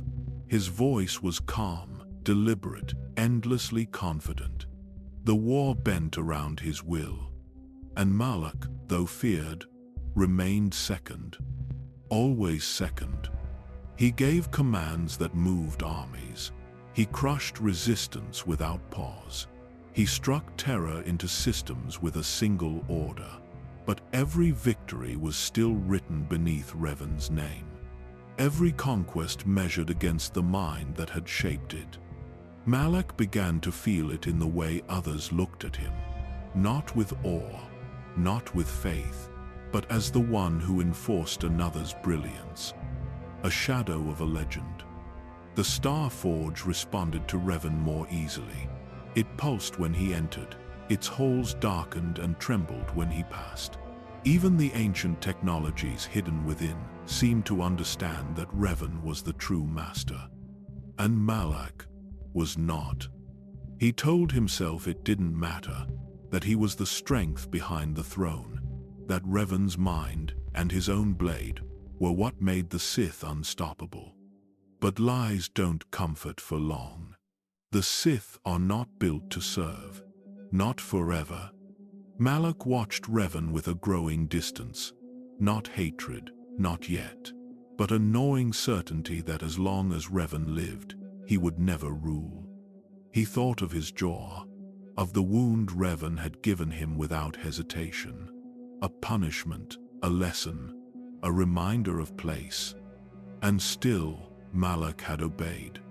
But that obedience had started to rot, and soon it would break. There was no debate, no open challenge. Malak knew better. Revan would win in a duel. He always had. His foresight, his control, his precision, none of it could be overcome through strength alone. So Malak chose fire. He watched from a distance as Revan met with Republic forces aboard a captured vessel. Jedi had infiltrated the ship. It was a trap, a confrontation. But Revan didn't retreat. He walked into it, mask in place, voice steady, as if no danger could touch him. Malak made his choice. He ordered the bombardment. One command, one fleet, one betrayal. The blast tore through the vessel. Explosions rippled through its hull. And for the first time in years, Revan disappeared from the Force. Malak stood at the viewport, watching the fire consume the ship. His voice echoed through the bridge, calm, mechanical, final. The apprentice has become the master. No one cheered, no one dared speak. The officers saluted, the Sith Lords bowed. The war continued. But something had changed, not just in the galaxy, in Malak, because now there was no one left to follow. And he would learn too late that being feared was not the same as being respected. The galaxy did not pause to acknowledge Malak's rise. There were no parades, no declarations, no new banners flown from the shattered systems under Sith control. Only silence, only fear. Revan was gone, and Malak, without contest, without ceremony, became Dark Lord of the Sith. He stood at the center of a war machine built by another man's mind, fleets forged in Revan's image, officers loyal to his voice, a Sith order shaped by his ambition. But now that voice was gone, and Malak's echoed in its place. His first days on the throne were not spent in celebration. They were spent in control, in stamping out resistance, in tightening every loose thread Revan had left behind. Some Sith Lords did not bend. They whispered of Revan's return, of his survival, of the Force never truly letting go of those who defy it long enough. Malak heard the whispers and silenced them. The executions were public, brutal, designed not just to remove rivals but to erase doubt. He changed command structures, replaced generals, elevated apprentices who feared him enough to obey without hesitation. He hollowed out what Revan had built, brick by brick, until the structure bore his name. But a name cannot erase memory. The war changed too. It became more aggressive, more destructive. Malak no longer offered submission, only domination. Planets that once bargained were now bombarded. Civilian centers became targets, not exceptions. Refugee routes were cut, Jedi enclaves destroyed without negotiation. He spoke of necessity, of bringing peace through power, of ending the war by making its cost unbearable. But in truth, the fire spreading through the galaxy was not a strategy. It was projection. He wasn't just burning the Republic. He was trying to burn the shadow Revan had left behind. The Star Forge pulsed under his command, but less smoothly. It resisted him in small ways, temperatures irregular, systems strained. The ancient machine had been built to respond to Force will. And Malak's will, though powerful, was not focused. It was restless, loud, wounded. He ordered the construction of a new super dreadnought, oversaw the creation of a fleet larger than any Revan had imagined. He filled it with droids programmed for obedience, incapable of betrayal. Unlike people, unlike Revan, He trained new Sith acolytes in mass, emphasizing force over philosophy. The code was no longer a path, it was a weapon, and Malak wielded it like a blunt instrument. The war surged forward, but something was missing. He felt it at night, when the halls of his command ship were silent, when the stars outside blinked without meaning, when he walked alone through his throne chamber and realized no one ever met his eyes. Not truly. Not like Revan had. Revan had challenged him, humbled him, hurt him. But Revan had also seen him. Malak ruled now. But leadership does not erase the hunger left by years of following. And in his most quiet moments, when his mechanical jaw fell silent and the war paused just long enough to breathe, Malak began to wonder. Had he taken the throne? Or had he simply destroyed the only thing keeping him from becoming something worse? Malak never spoke Revan's name again. Not in public, not in strategy briefings, not even in private. Because if the name was said, then the man could still exist, and that was something Malak could no longer allow. But the galaxy remembered. Every system they conquered, every world brought under Sith rule still whispered of Revan, still attributed victories to his design, still feared the mask that had once led them into battle with purpose. Malak had no mask, only a voice, forged in steel, louder, harsher, more absolute. He believed that would be enough. He moved the war into its final phase, annihilation. Jedi temples were reduced to rubble, Republic strongholds erased from orbit, intelligence networks collapsed, diplomats were hunted like criminals. The Sith Empire, now fully under Malak's control, became a reflection of his mind, rigid, merciless, loud. It was working. Planets surrendered before a single ship entered orbit. Resistance crumbled. Jedi survivors scattered to forgotten corners of the galaxy, too few and too afraid to mount a defense. But victory is not the same as security, because rumors began to surface of survivors from the ship Malak had destroyed, of Jedi speaking in hushed tones about a figure without memory, a man found in the wreckage, still breathing. The mask was gone, but the shadow was returning. At first, Malak dismissed it. He had watched the ship explode, felt Revan vanish through the Force like a breath extinguished. But the whispers grew, and worse, Revan's strategies began to reappear on the battlefield. Surgical strikes, psychological feints, Jedi working from the shadows, not the front lines. It was like fighting a ghost. Malak ordered entire regions purged. He demanded the Star Forge increase production. He pushed his forces harder, faster, deeper into Republic space than ever before. He thought if he moved fast enough, loud enough, Revan would remain dead. But the Force does not forget, and Malak felt it, a presence. Unformed, uncertain, but familiar. He couldn't prove it, so he prepared for it.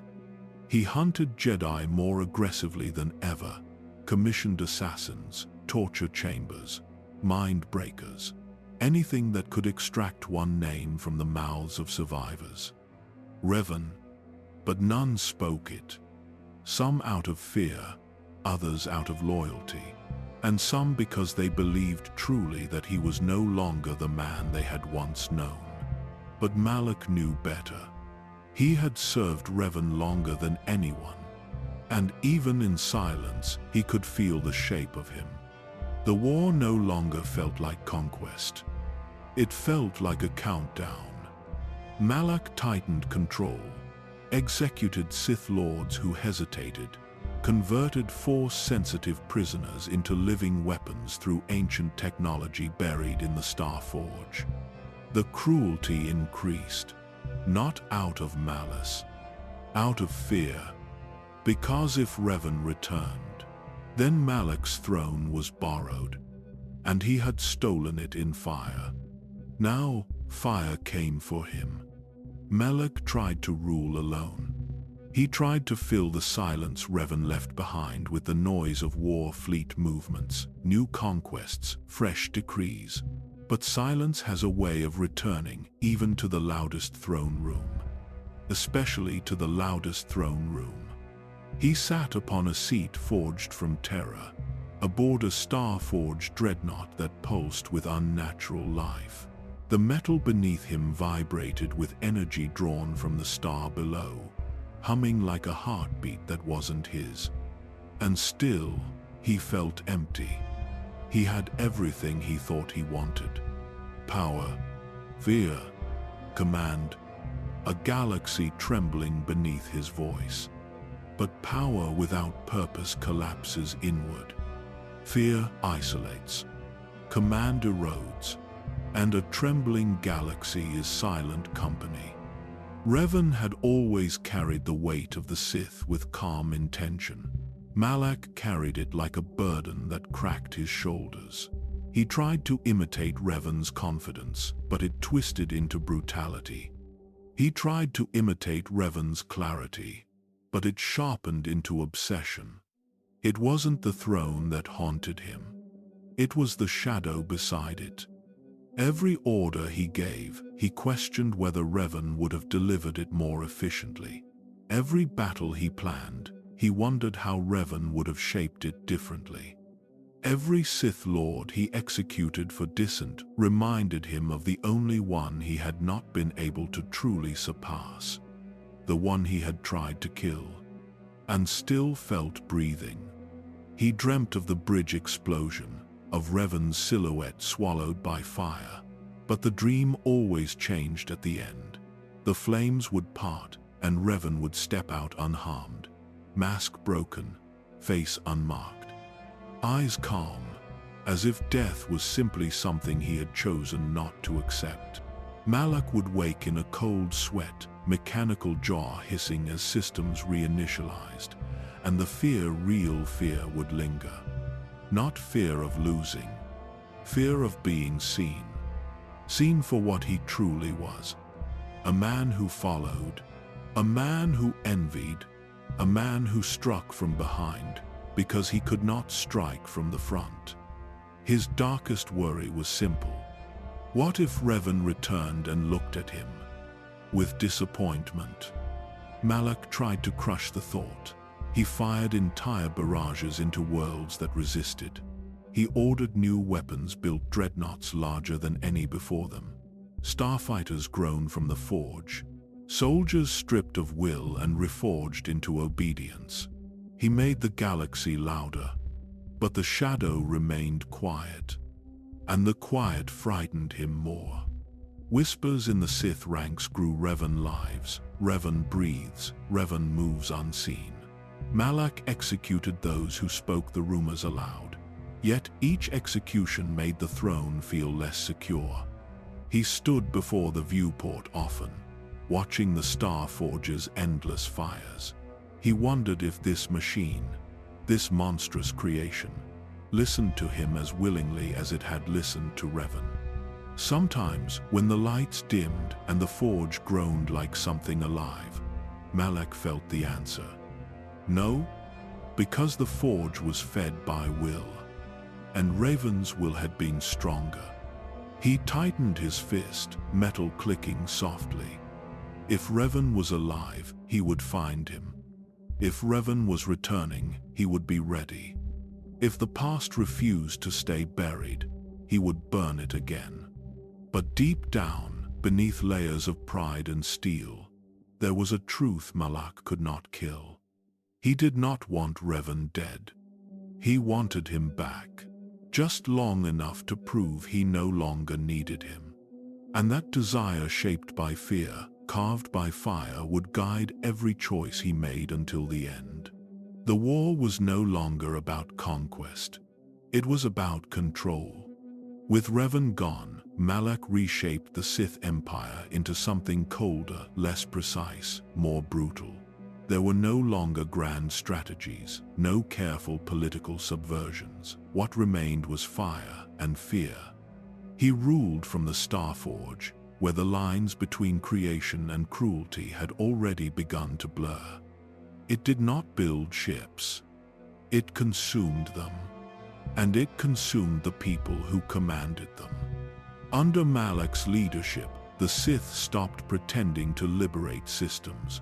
They arrived as conquerors, demanded compliance, and punished resistance with extinction.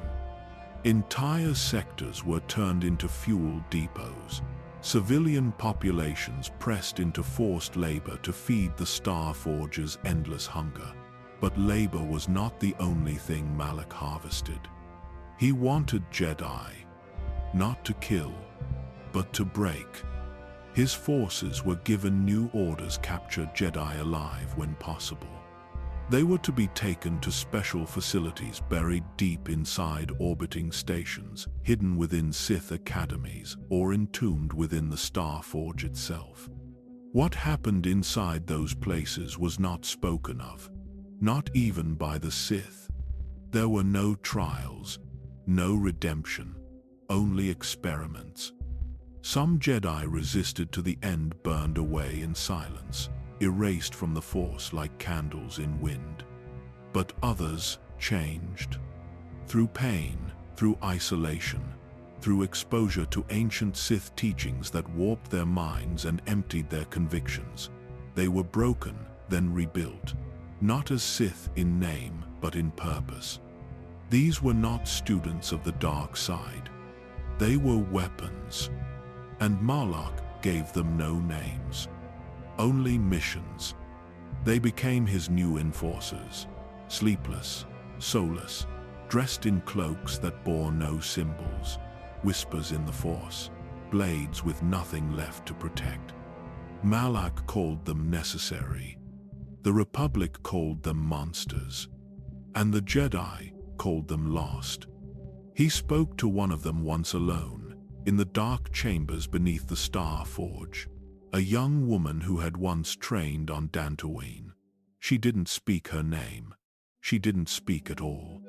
But when Malak looked at her, he didn't see a recruit. He saw a mirror. And then he turned away.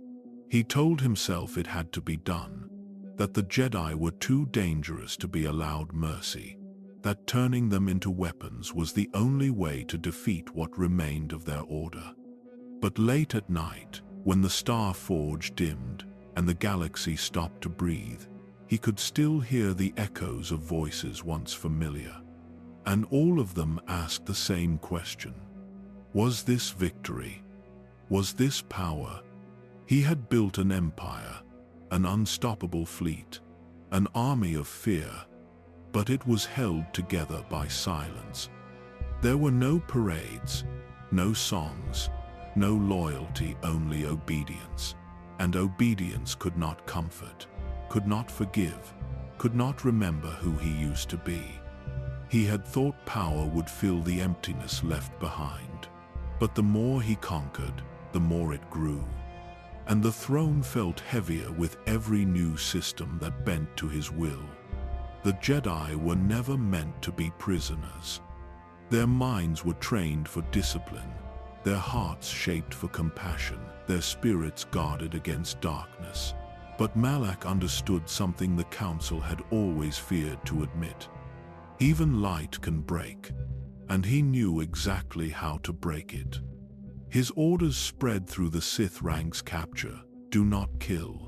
Jedi Knights, Padawans, even Masters were hunted not for execution, but for transformation. Some were found hiding in ruined temples, others aboard damaged cruisers. A few surrendered willingly, hoping mercy still existed somewhere in Malak's shadow. But mercy was gone. They were taken to places the Republic never found: stations without names, academies carved into asteroids, chambers built deep within the Starforge itself. Always locked, always cold, always silent. The kind of silence that strips the mind of hope and leaves only hunger. Malak visited these chambers rarely, but when he did, the air changed. The prisoners felt him before he entered. His mechanical voice, his hollow presence, the weight of a man who had once sworn to protect them. Some pleaded, some cursed him, some simply stared, no longer certain what stood before them. He never reacted. The process of breaking them was not his to oversee. It belonged to the Sith overseers, men and women, shaped by cruelty, trained in ancient rituals, long buried under centuries of dust. They used fear as a tool, pain as a lesson, isolation as a teacher. But it was the Star Forge that did the true work. The ancient machine fed on life, on will, on strength, on the Force itself. Its corridors hummed with energy that drained resolve. Its shadows whispered lies. The longer the Jedi stayed there, the more the light inside them dimmed. Some resisted with everything they had. They meditated until their minds fractured. They fought until their bodies collapsed. They clung to memory until memory slipped through trembling fingers. Others broke quietly, piece by piece, hour by hour, until they no longer fought the darkness because they could no longer remember why they should. And then they changed. Their eyes dulled, their voices stilled, their connection to the Force twisted into something sharp and cold. These were the converted, once protectors of peace, now extensions of Malak's will. He used them as assassins, as guards, as symbols of what happened when the Jedi failed to protect their own. Every time one of them struck down a former comrade, the Order fractured a little more. But not all broke. Some died with their faith intact. Some escaped into the void. And just one remained beyond his reach. A survivor of the bombardment. A Jedi with no memory. A ghost with Revan's shadow behind his eyes. Malak knew the rumors. He heard the whispers.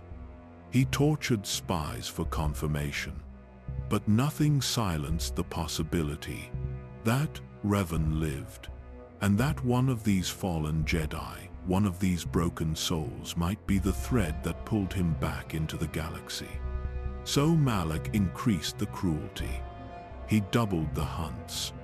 He emptied temples. He filled chambers.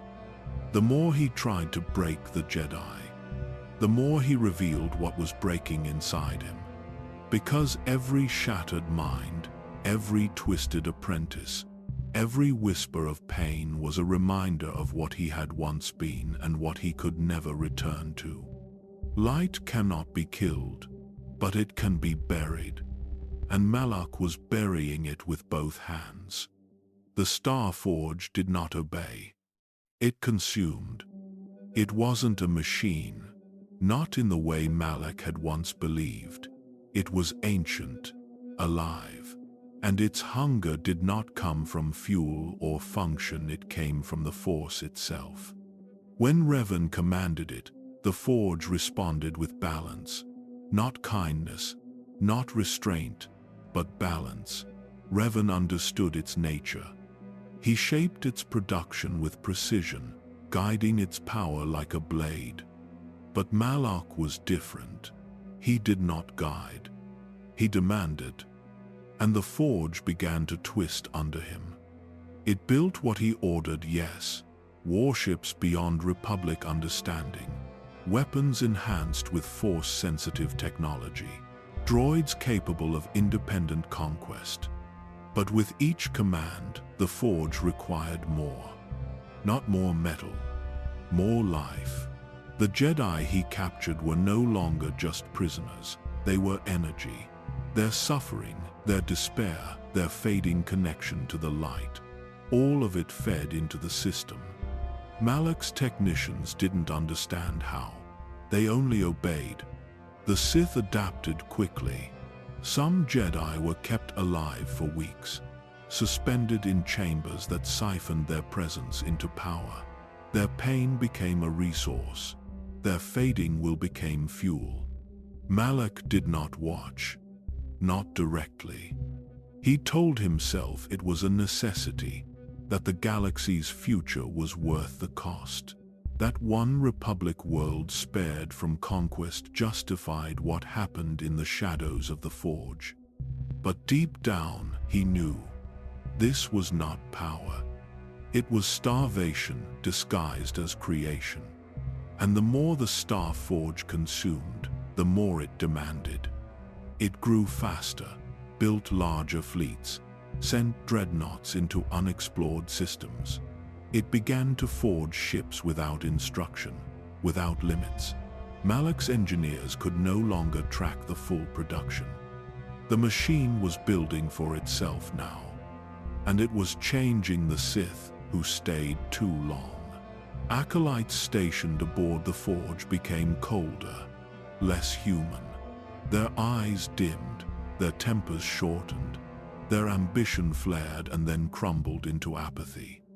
The dark side was thick in every corridor, unrelenting, suffocating, hungry. Malak stayed above it all.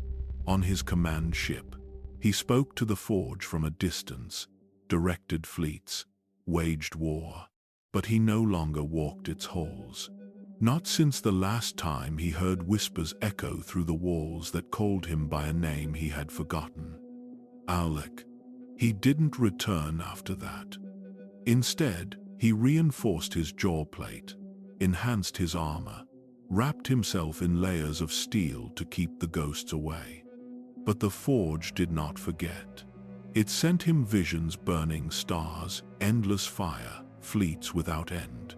It showed him the future, a galaxy remade in silence, no more Jedi, no more Senate, no more resistance, just obedience, just order. It whispered that he would become eternal. Malak listened and believed it, because the alternative was too painful. The alternative meant admitting that he had become a servant again, this time, not to Revan, but to a machine that had no master. One that fed on the same emptiness Malak had tried so hard to escape. And with every Jedi lost, every soul drained, every scream turned to silence, that emptiness grew louder. Malak had won. World after world bent to the Sith. The Republic collapsed by inches, its borders torn apart by starvation and fear. The Jedi scattered, hunted into exile. The Council silent, the core trembling. He stood at the top of it all, Dark Lord of the Sith, commander of the most powerful fleet the galaxy had ever seen, master of the Star Forge. And yet, he felt nothing. No joy, no triumph, no peace. Just the slow, heavy hum of machinery echoing through the hollow halls of his flagship. He would walk them alone sometimes, in silence, letting the sound of his footsteps remind him that he still existed, that there was still a man beneath the armor, beneath the voice, beneath the legacy. But he wasn't sure anymore. He had become the crown he wore, shaped from iron, cold to the touch, weighted with things he would never say out loud. He had believed that power would make him whole, that ruling would silence the questions that followed him since Quelii, since Malachor, since the betrayal that had bought him the throne. But power had only made him louder, never fuller. And with each passing day, he felt more like a figure carved from stone, admired, feared, untouched, and empty. He watched his officers. They obeyed, but not because they believed in him, because they feared what he might do if they didn't. Their eyes never met his directly. Their loyalty came from discipline, not respect. And the Sith Lords beneath him, they plotted, quietly, always watching, waiting for the moment his strength would falter. Because the Sith did not follow forever. They followed until they sensed weakness. Malak knew that. Because that's how he had followed Revan. He saw it now, too late. Leadership wasn't about strength. It was about presence. And Revan had always commanded that effortlessly, without shouting, without cruelty, without needing the Force to bend others to his will. Revan had been followed because others saw something in him they didn't see in themselves. Malak was followed because others feared seeing what he had become. He tightened his grip around the galaxy. But the more he tightened, the more it slipped. Each new planet added to the Empire brought more silence, more ashes, more names he would never remember. He had stopped caring, not out of apathy, but because caring hurt too much. He couldn't go back. There was no path to redemption. No Jedi waiting to forgive him. No Republic willing to understand. There was only forward. Only fire. Only the throne that had never been his to claim. And in the quiet hours before battle, he would stare out at the stars, wondering if Revan still breathed. If the Force had spared him for some unknowable reason. If the shadow Malak tried to destroy was now returning. And deep down, behind the steel voice and the empty crown, he hoped it was true. Not for revenge, but because part of him still needed to be seen. To be challenged. To be forgiven. To be stopped.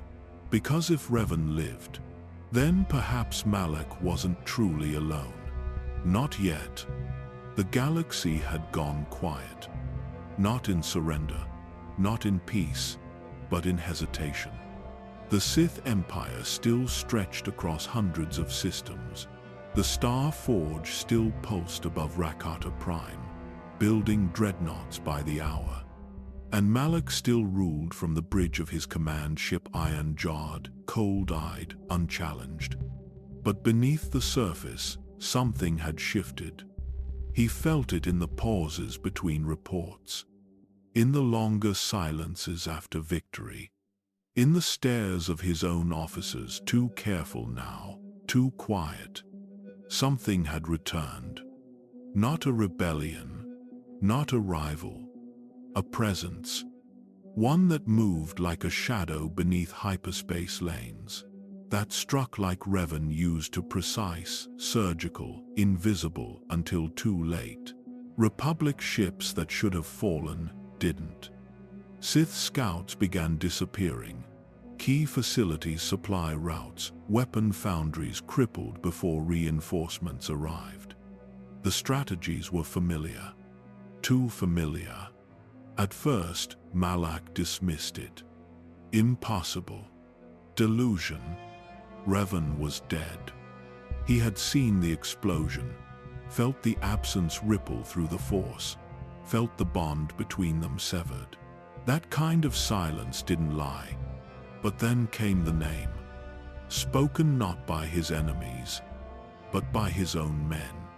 Whispers through Sith war camps, speculation between fleet commanders, a Jedi seen on Dantooine, on Taris, on Kashyyyk, moving system to system, gathering allies, rallying those who had hidden in exile.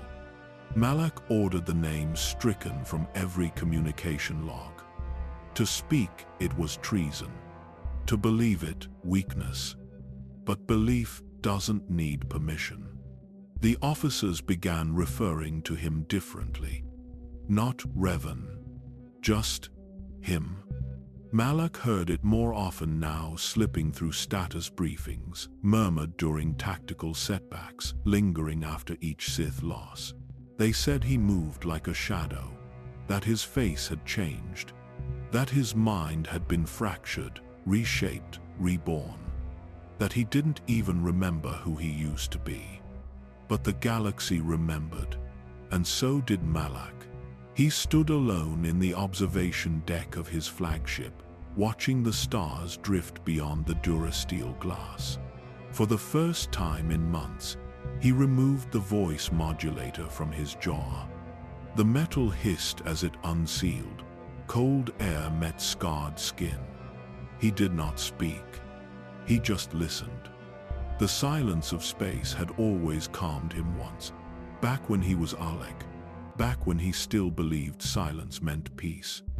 Now it sounded like judgment, like a voice he couldn't forget, returning without sound. He closed his eyes, and for a moment he heard it.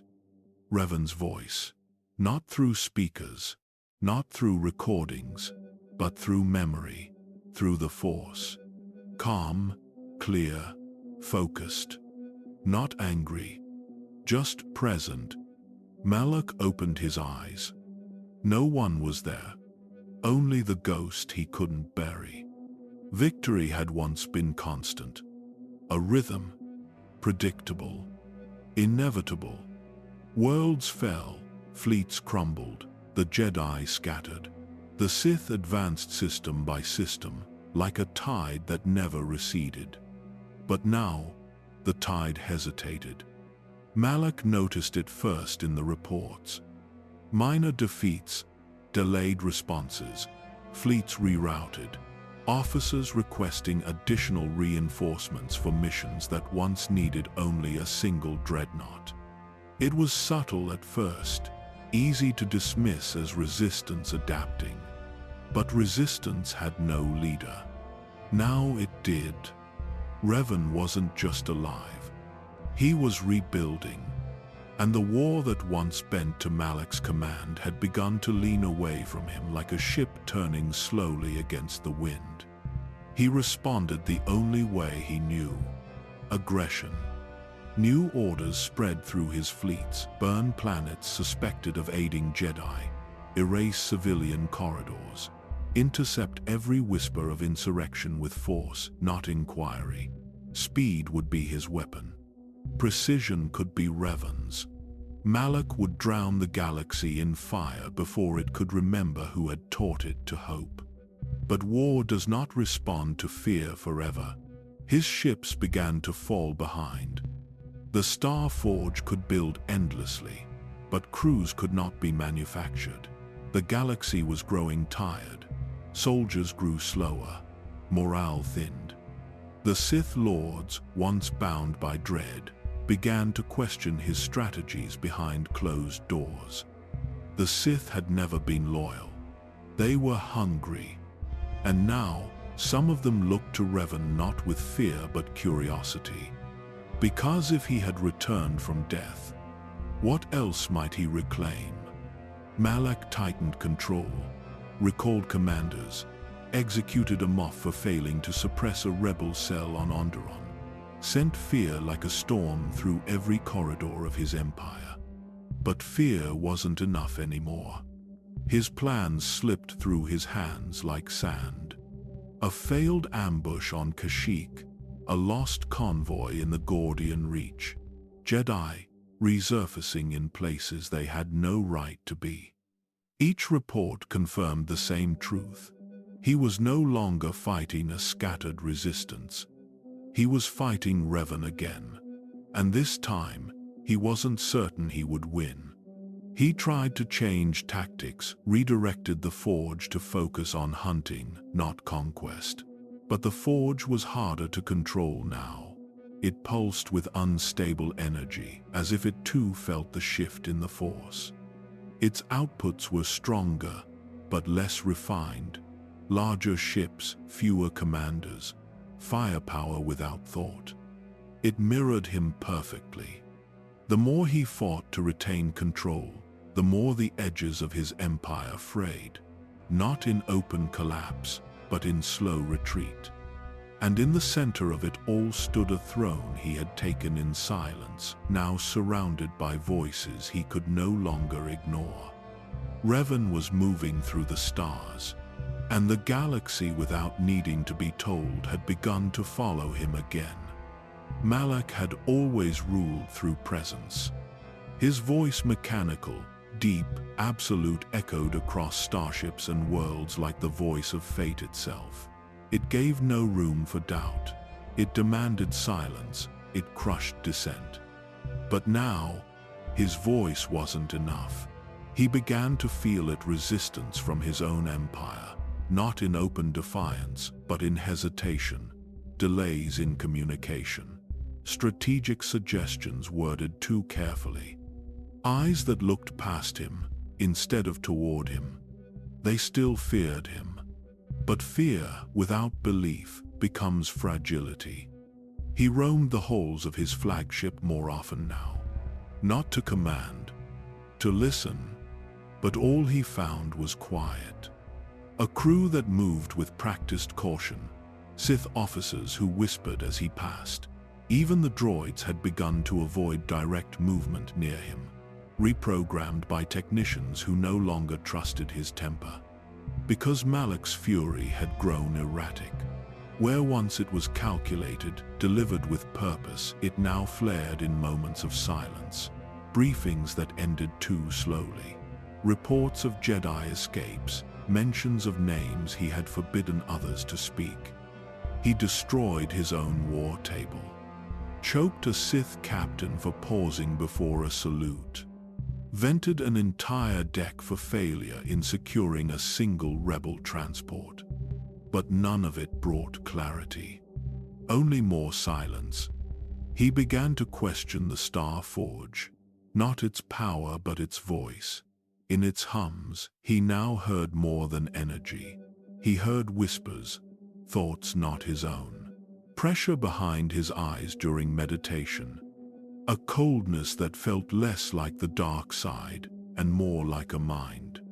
A watching mind. One that did not speak, but waited. He asked his engineers if the forge was sentient. They had no answer. They only followed its algorithms, patterns they no longer fully understood. Some of them were afraid to question it. Others were already too deep to pull away. So Malak turned inward. He began to pace his chambers, alone, speaking to himself not as a ruler, but as something unraveling. He asked the Force for silence, but it sent him memories, not visions. Memories. A corridor on Coruscant. A field on Dantooine. The first time he held a lightsaber. A voice his own once, full of purpose. And another voice, deeper, wiser, quieter. Revan. Even now, Revan's presence moved through the Force like a ghost that refused to be exorcised. Malak had tried to kill it, tried to erase it.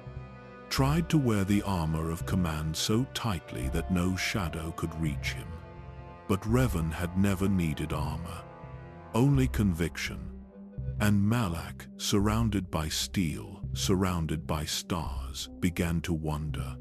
Had he ever truly known conviction? Or had he only followed it? He struck his reflection in the viewport, shattered the glass, let the alarms ring while his crew scrambled to seal the breach. Let them see him, jaw sparking, eyes filled with rage, breathing like a machine that had forgotten how to rest. Because part of him wanted to be seen. Not feared. Seen. For what he was. And for what he had become. Malak had not heard his birth name in years. Not since he buried Alec beneath metal and darkness. Not since he traded questions for commands. Not since he stepped into the shadow of the Star Forge and let it reshape him into something colder. But the galaxy knows how to whisper what a man tries hardest to forget. It began faintly like a drifting memory, a name carried across the Force, soft and distant, not shouted, not demanded. Just spoken. Alec. He froze the first time he felt it. Not because he recognized the voice, but because he recognized himself. And that was the one thing he had tried to kill more completely than Revan. He searched the ship, pacing through the darkened command chambers, scanning for intruders, interrogating crew members. None knew anything, none had heard a thing. They looked at him with the fear of people who served a master losing his grip. But Malak didn't care about their fear. He cared about the whisper. He heard it again days later. This time clearer. "Alec, you don't remember, do you? A ghost would not have spoken that way. A memory would not have had that certainty. And the Star Forge had no patience for gentleness. This was something else. Someone else. Revan. Alive, breathing, moving through the Force with a presence Malak knew too well. But this presence was different. Calmer, quieter, a stillness where a storm had once raged. It made no sense. It made perfect sense. The Jedi had done something, reshaped him, erased him, broken him in a different way than Malak had. And yet, the voice carried the same weight.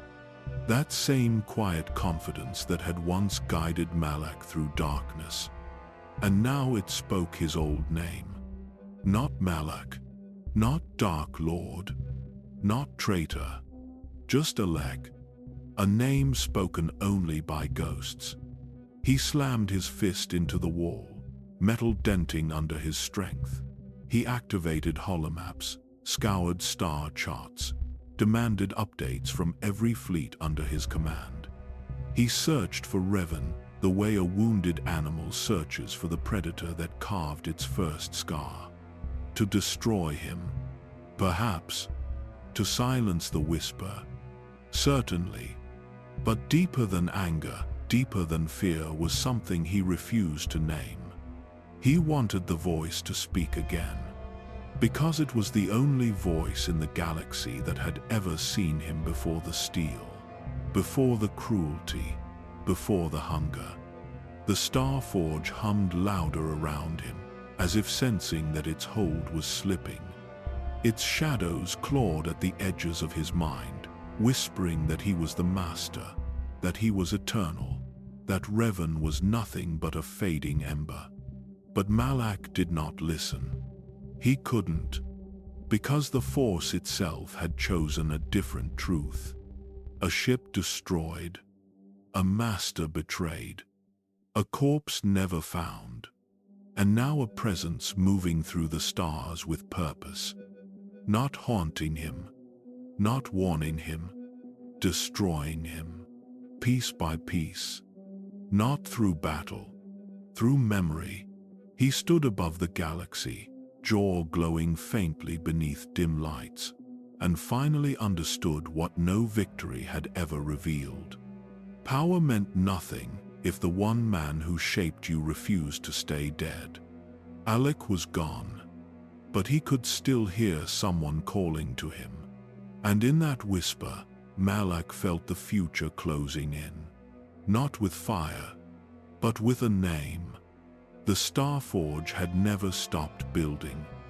Even as the Sith war machine buckled, even as fleets fell and worlds turned against Malak, the Forge continued relentless, tireless, hungry. It orbited Rakata Prime like a wound in the sky, drawing strength from the system's sun, wrapping itself in fire and shadow. Malak stood aboard its highest command platform, overlooking the forge lines stretching outward in jagged webs of alloy and light. Beneath him, rivers of machinery twisted through molten chasms, pouring metal into ships too large to be piloted by men. The energy thrummed like a heartbeat. His heartbeat, but for the first time, it felt unstable. There were fluctuations in the systems, flickers in the lights, subtle shifts in the forge's rhythm. His engineers gave him numbers, his officers gave him reassurances. But Malak didn't want numbers. He wanted silence. He wanted certainty. He wanted to believe the Forge would outlive him. Because everything else had already begun to fall apart. Revan had returned, not as the Dark Lord he had once been, but as something more dangerous, clear-eyed, calm, unburdened by hate. Jedi and smugglers rallied around him. Even former Sith had begun to waver. There were whispers that the Force itself had begun to move behind him again. And Malak was running out of voices to silence. He ordered the Forge to prepare for final defense. No more reinforcements. No more expansion. Every system redirected toward weapons, shielding, and command protocols. He would make this place a tomb if he had to. Better to fall in the heart of his empire than be dragged from it in chains. The alarms came sooner than expected. Not panic, just inevitability. A single vessel had entered the system. Small, Republic class. And yet the moment it dropped from hyperspace, Malak knew. He didn't need a transmission. He didn't need a name. Revan was here. The Jedi, if he still was that, cut through Sith defenses with eerie precision. Not rage, not force, just intention. Droids fell, Sith apprentices scattered, shields failed without warning. Malak watched the feed in silence, as his security stations collapsed one by one. It wasn't a battle. It was a return. And deep down, part of him had been waiting for this. He descended into the core of the Star Forge, down into the place where the station's power converged, where the fire from the star below met the dark currents of the Force above. A place carved in ancient ritual, humming with voices that had never spoken words. He activated the final defenses. Revan would have to come here. And when he did, Malak would be waiting. Not as a ruler, not as a tyrant, but as the final test. He looked out through the glass at the system's star, burning in slow, suffocating agony. The Forge had leached from it for centuries. It glowed now not with warmth, but with warning, a red, churning fire that pulsed like a dying heart. It would collapse eventually. All stars do, but not before this one bore witness to the end. Malak closed his eyes and let the heat wash over him. Not physical heat, spiritual heat. The kind that came from standing at the edge of everything you've ever become. The Force stirred. It did not speak. It did not comfort. But it was present. And Malak, for the first time in years, felt something that resembled stillness. Revan was coming. And whatever happened next would be remembered. Not by the galaxy, but by the Force. Because it remembers everything. The doors opened without resistance. Revan stepped into the core of the Star Forge with no hesitation, no fear, no guards to stop him, no traps to slow him down, only heat and silence, and the steady hum of something ancient, something alive. Malak waited at the far end of the platform alone, armored, framed by a cascade of molten light spilling from the ceiling above. The heat from the star below coiled around them like breath. The duel had already begun. It began long before this moment.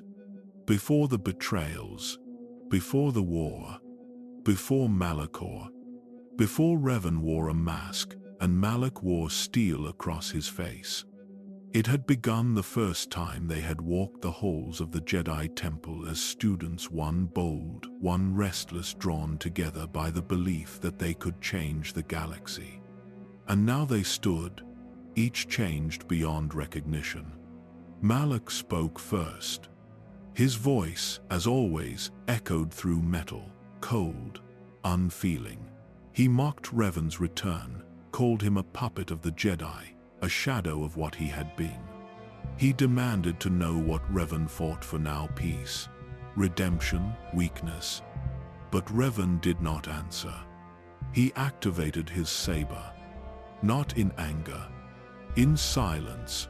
The blade hummed, and Malak understood. Words would not save him. He ignited his own. The room exploded in light. They met like stars colliding, each strike a memory, each movement a reflection. Revan fought with restraint, clarity, as if each blow asked a question Malak refused to answer. Malak fought with fury, with weight, with the desperation of someone who needed to prove he still mattered. The battle moved across the platform. Sparks lit the air. The walls shook with the energy of two fates, refusing to be rewritten. Malak unleashed the full strength of the Star Forge, drawing upon the pain it had consumed, the Jedi it had broken, the lives it had drained. Power surged through him like a storm without anchor. But Revan held. Because he wasn't fighting for the past. He wasn't fighting to win. He was fighting to end something. Malak's attacks grew more violent. He summoned droids from the Forge's central control. Revan cut them down without breaking rhythm. He summoned illusions, visions shaped from the dark side, apparitions meant to distract, to confuse. Revan saw through them. Malak's rage built. His breath grew heavy. His voice cracked beneath the weight of his own disbelief. This was not how it was supposed to end. He had the Forge. He had the fleet. He had the voice of the Empire. But Revan had peace, and Malak could not match it. Their blades locked just once, close enough to see into each other's eyes. Malak's eyes burned with defiance, with need, with the face of a boy who still didn't understand why nothing had ever been enough. And Revan just looked at him. Not with hate, not with pity, with recognition. Like he still remembered the friend buried beneath the armor. Malak broke the lock first. He stepped back, raised his hand, and screamed. Not from pain, from refusal. He would not be seen like that. Not now. Not at the end. He unleashed everything, every dark technique, every ounce of pain the Forge had ever given him. The room cracked with energy, the Force bent. But Revan didn't fall. He advanced, not faster, just steadier. Malak stumbled, not from injury, from understanding. This wasn't about power anymore. It never had been. Malak fell back toward the edge of the platform, his breath shaking through the modulator, the lights of the Star Forge pulsing across the dura steel of his armor. The molten glow beneath the floor flickered against his stance, making him look less like a Dark Lord and more like a man caught in a storm he could no longer command. Revan did not press the attack. He waited. That silence, steady, patient, cut deeper than any blade. Malak hated it, feared it, needed it. He had once followed that silence, trusted it, let it guide him into battles, into choices, into the belief that the galaxy could be changed by will alone. But now it only reminded him of everything he had lost, everything he had killed, everything he had tried to bury beneath metal and power. Why? Malak demanded, voice crackling through the speakers. Why come back? Why face me? Revan still said nothing. He didn't need to. The answer lived in the way he stood, unshaken, unarmored, unbroken. A reminder of the man Malak had once respected, once envied, once tried to kill, not because he hated him, but because he could not bear to stand beside someone he could never surpass. Malak swung again, rage burning into each strike. Not graceful, not strategic, desperate. Revan parried every blow with minimal movement, not out of arrogance, but because he knew Malak's style better than Malak knew himself. Every motion brought them closer to the truth Malak had avoided. His strength had never been his own. It had always been shaped by someone else. He roared and forced Revan backward with a blast of raw dark energy, cracking the floor beneath their feet. Revan slid but did not fall. Malak advanced, heavy boots thundering across the stone. "I built this empire," he yelled. "I made them fear me. I earned this throne." Revan dodged a strike, twisted, and pushed Malak away with the force. The Dark Lord stumbled but held his ground. "And still," Malak growled, "I am standing in your shadow." That was the truth, the one truth the galaxy had seen long before Malak did. He attacked again. Memories spilled through the fight like echoes rising from places he had tried to forget. Quelii burning, the Jedi temple corridors, Revan's voice teaching him, challenging him. The Mandalorian Wars, the betrayal aboard the cruiser, the blast that tore away his jaw, the throne he claimed to prove he no longer needed anyone. Every strike was an old wound resurfacing. Every block was Revan refusing to reopen it. Malak's strength began to falter. His movements slowed, dragged by the weight of years. The Star Forge's energy pulsed through him, but the power felt thinner now, strained, resisting, as if it sensed the outcome before he did. Revan stepped forward, blade lowered, not to strike, but to reach the man still hidden behind armor. And Malak panicked, because nothing terrified him more than being known. He unleashed a scream raw, broken, distorted by metal and charged. The two met in a burst of light. Sparks scattered, the air trembled. Malak forced every ounce of will, pain, and memory into the blow, determined to shatter the silence between them once and for all. Revan caught the strike, held it, stopped it. Malak stared into his eyes again, and for the first time in a lifetime, he saw no judgment, no hate, no fear, only sorrow. A sorrow that shattered Malak from the inside out. He stepped back, his saber wavered. The heat of the forge roared beneath them, sending lines of orange light flickering across his face. His grip trembled. "Do you think you can save me?" he asked. Revan didn't nod, didn't shake his head. He simply existed steady, present, unchanged by the darkness around them. Malak let out a broken laugh, not triumphant, not cruel. Defeated. "You can't save what died long ago." For the first time since he took the throne, he spoke without the voice of a conqueror. He spoke as Alec, and the moment he heard his own name whisper through memory, he knew the duel's ending was already written. Malak stood on the edge of the platform, the molten glow of the Star Forge reflecting across his armor like dying sunlight. The air trembled with heat, with pressure, with the weight of a story reaching its final page. Revan approached slowly, footsteps quiet against the ancient floor, his presence steady in a place built for chaos. There was no triumph in his walk, no hatred, only acceptance. Malak felt it before he understood it, the force settling around them like dust before a storm. He had imagined this moment many times. In every version, he was powerful enough to decide the ending. Either he struck Revan down and secured his rule, or he fell with pride, refusing to kneel. But the moment unfolding now felt different, smaller, more intimate, less like the clash of legends and more like two broken men meeting after a long road of mistakes. Revan raised his blade again, not in anger but necessity. Malak lifted his own, though his grip faltered.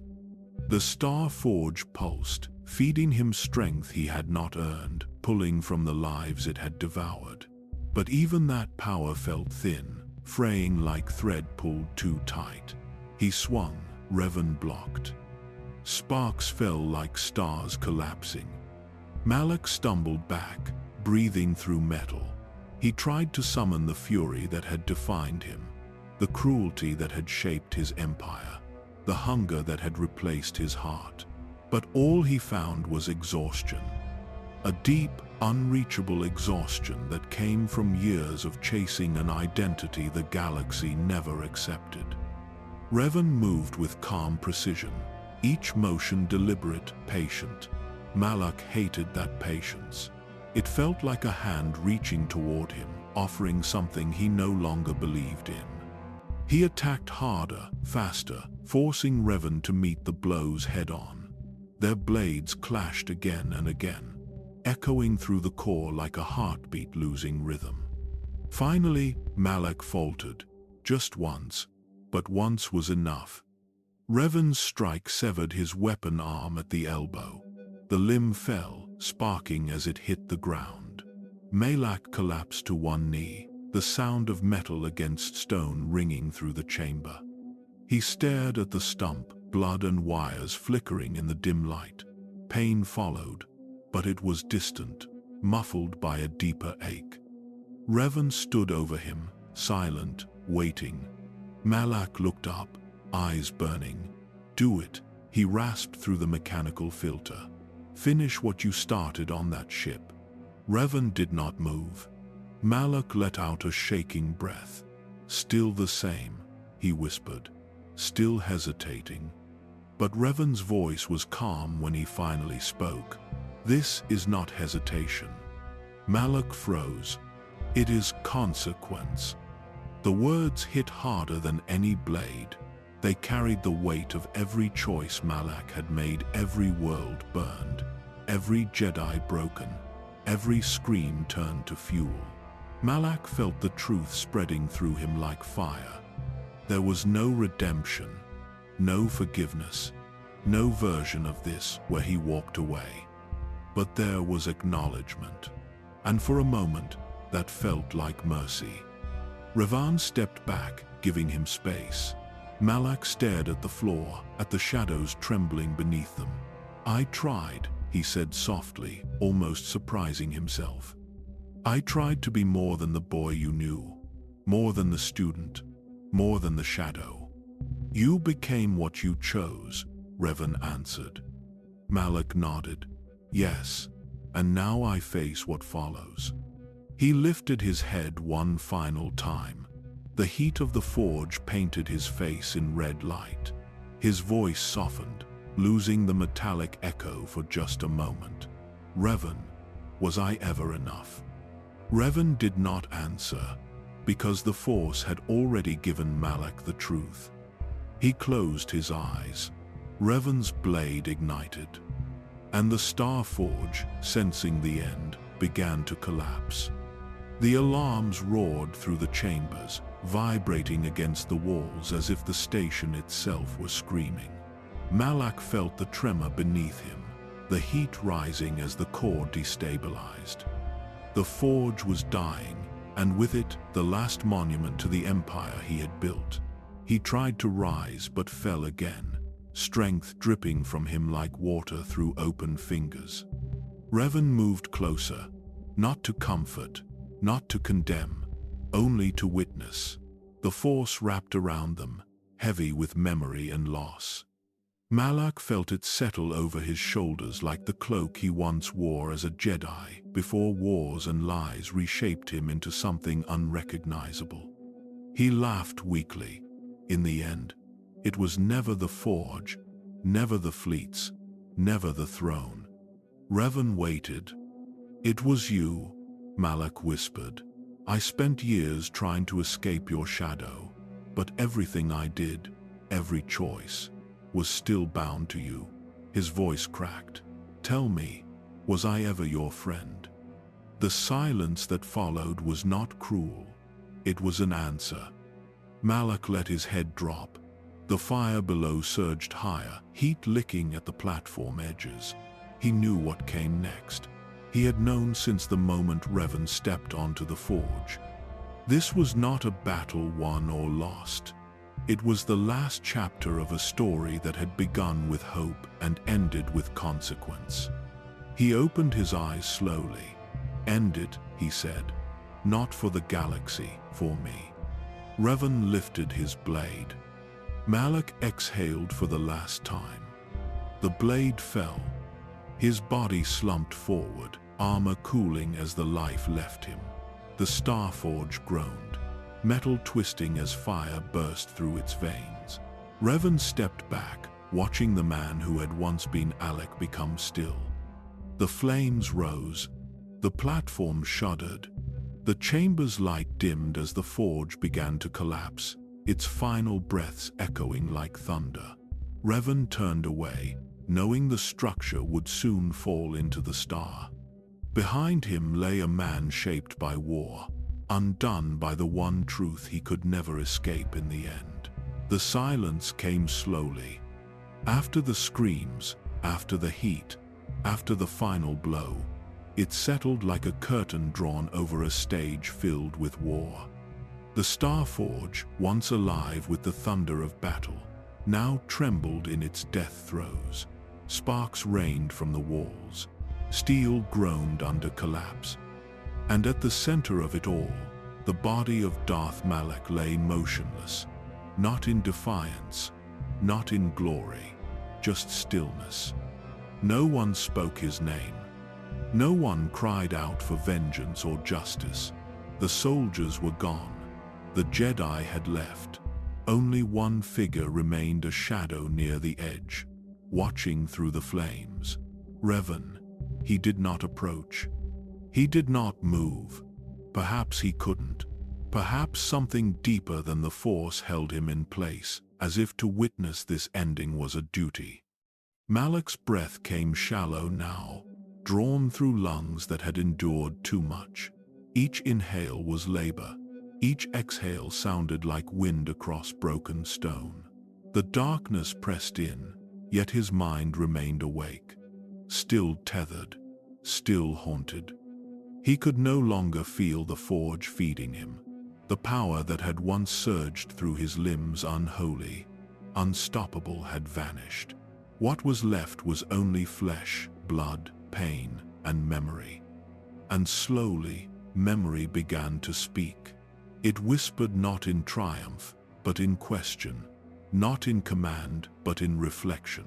The voice of Alec, quiet, forgotten, fragile, emerged beneath the layers of war and cruelty. It asked a single thing. Was it worth it? He wanted to answer, but his voice had long been shaped into something hollow, steel, and synthetic. It betrayed him now, as it had for years. The voice that once inspired armies, that once shouted across systems, now struggled to whisper. He tried anyway. "I did what I had to," he murmured. But the Force did not reply. Because the Force does not excuse, it only reveals. He coughed, metal grating in his throat. Heat rolled around him, but he felt cold. Not the cold of fear that had died with his pride. This was the cold of emptiness, the kind that creeps into a soul when it has forgotten who it used to be. He thought of Quelii, the smell of ash, his mother's scream, the helplessness in his small hands as fire consumed everything he knew. He had been just a boy, and the galaxy had answered his fear with silence. That silence had never left him. It had grown into something else, a hunger, a vow. He would never be powerless again, never be forgotten, never be the boy watching flames from a hiding place. He became a Jedi, then a warrior, then a monster, and now there was nothing left to become. He blinked, his vision clouding. The image of Revan wavered in the distance, like a memory pulled too far from the present. And yet he saw him clearly, not the mask, not the legend, but the man. The friend. "I hated you," Malak said softly, each word tearing something inside. "For leaving, for changing, for being stronger than me." Revan said nothing. The fire around them spoke louder. "But I followed you," Malak continued, "even when I took the throne. Even when I gave the order to break you, I still followed." He coughed again, this time tasting metal. It didn't matter.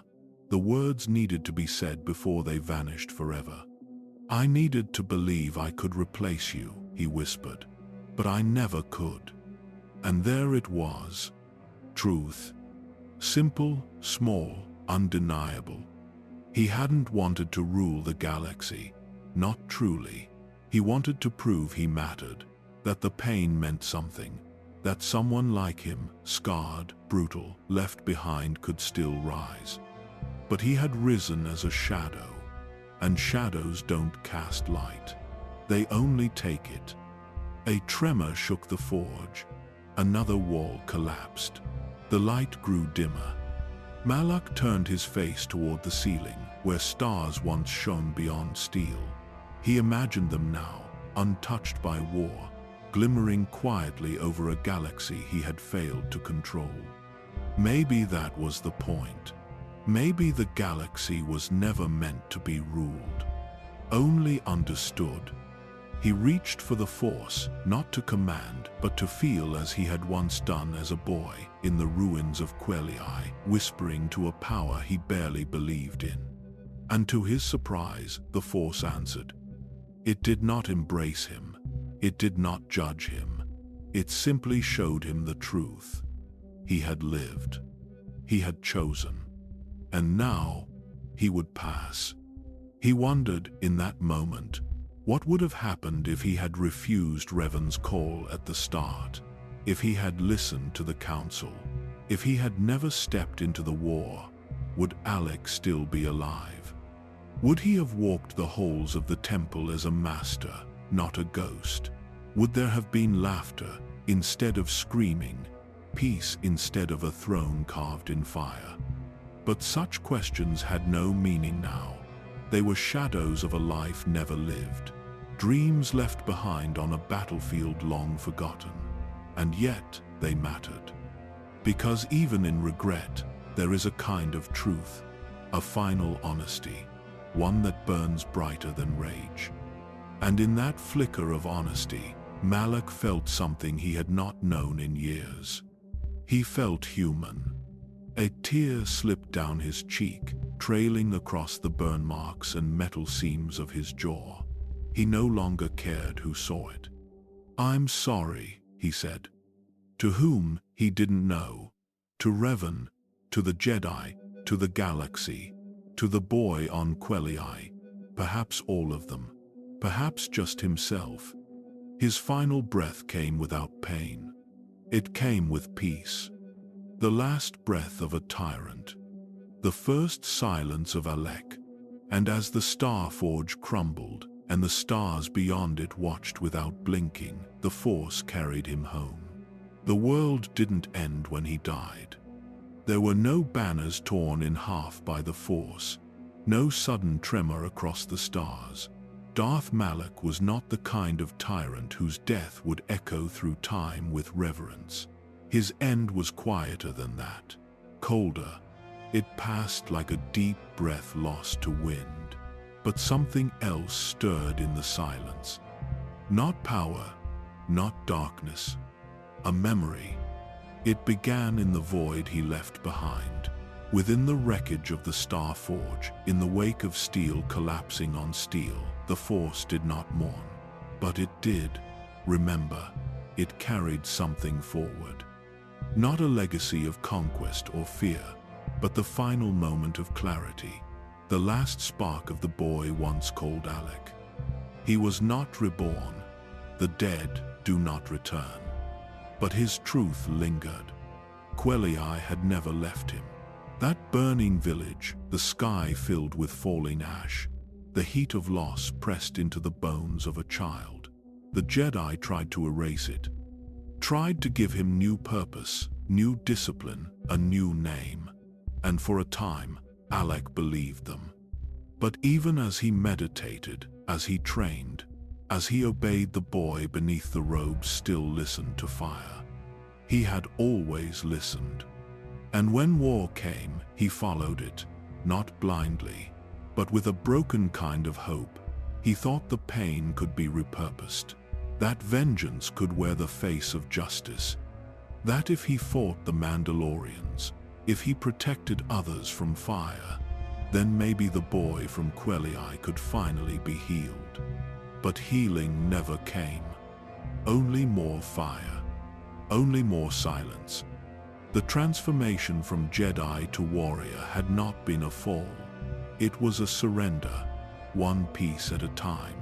Idealism chipped into aggression, hope replaced with urgency. Until even his voice changed sharper, louder, harder. Alec had not become a Sith in one moment. He had bled into it. And once the blood stopped, the metal began. Revan had always led the way, but Malak had always been the one willing to burn everything behind them. A destroyer by nature, not because he hated, but because he didn't know how else to be heard. He thought strength would drown the pain. But pain does not drown.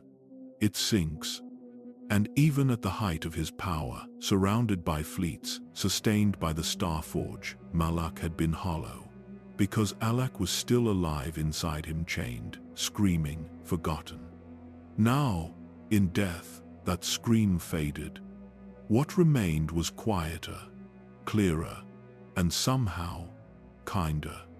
The Force held that memory gently, not to absolve him, but to preserve the truth. Because the galaxy has many Sith, many tyrants, many warlords with names carved into the bones of planets. But few of them die with regret.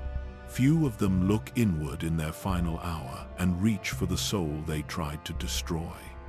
Alec did. And that matters. Somewhere in the temple, a young Jedi would feel a chill while meditating. Not fear, not danger, just sorrow, an echo of something lost, a sadness not their own. They would not know the name Malak, but they would remember Quelii. And they would wonder why the fire made them cry. On Coruscant, archivists updated their records. A redacted file was quietly closed. The death of Darth Malak was noted with administrative precision. No one wrote his childhood name. No one mentioned the fire. Elsewhere, the Jedi Council offered no ceremony, no acknowledgement of the fallen. They had long since exiled him in their hearts. To them, Malak had died long ago when he left the Order behind and chose war over wisdom. Perhaps they were right, or perhaps they had only ever seen the surface. Only Revan had known the depth. Only Revan had seen the fracture beneath the fury, the moments when Alec had hesitated not because he doubted victory, but because he doubted himself. There had been moments on Dixon, on Cathar, on Duro, when the mask slipped, not the physical one, but the one worn in silence. They had been brothers once, and like all great brothers in war, one had led, and the other had followed too far. What makes a Dark Lord is not only power, it is grief without relief, memory without comfort.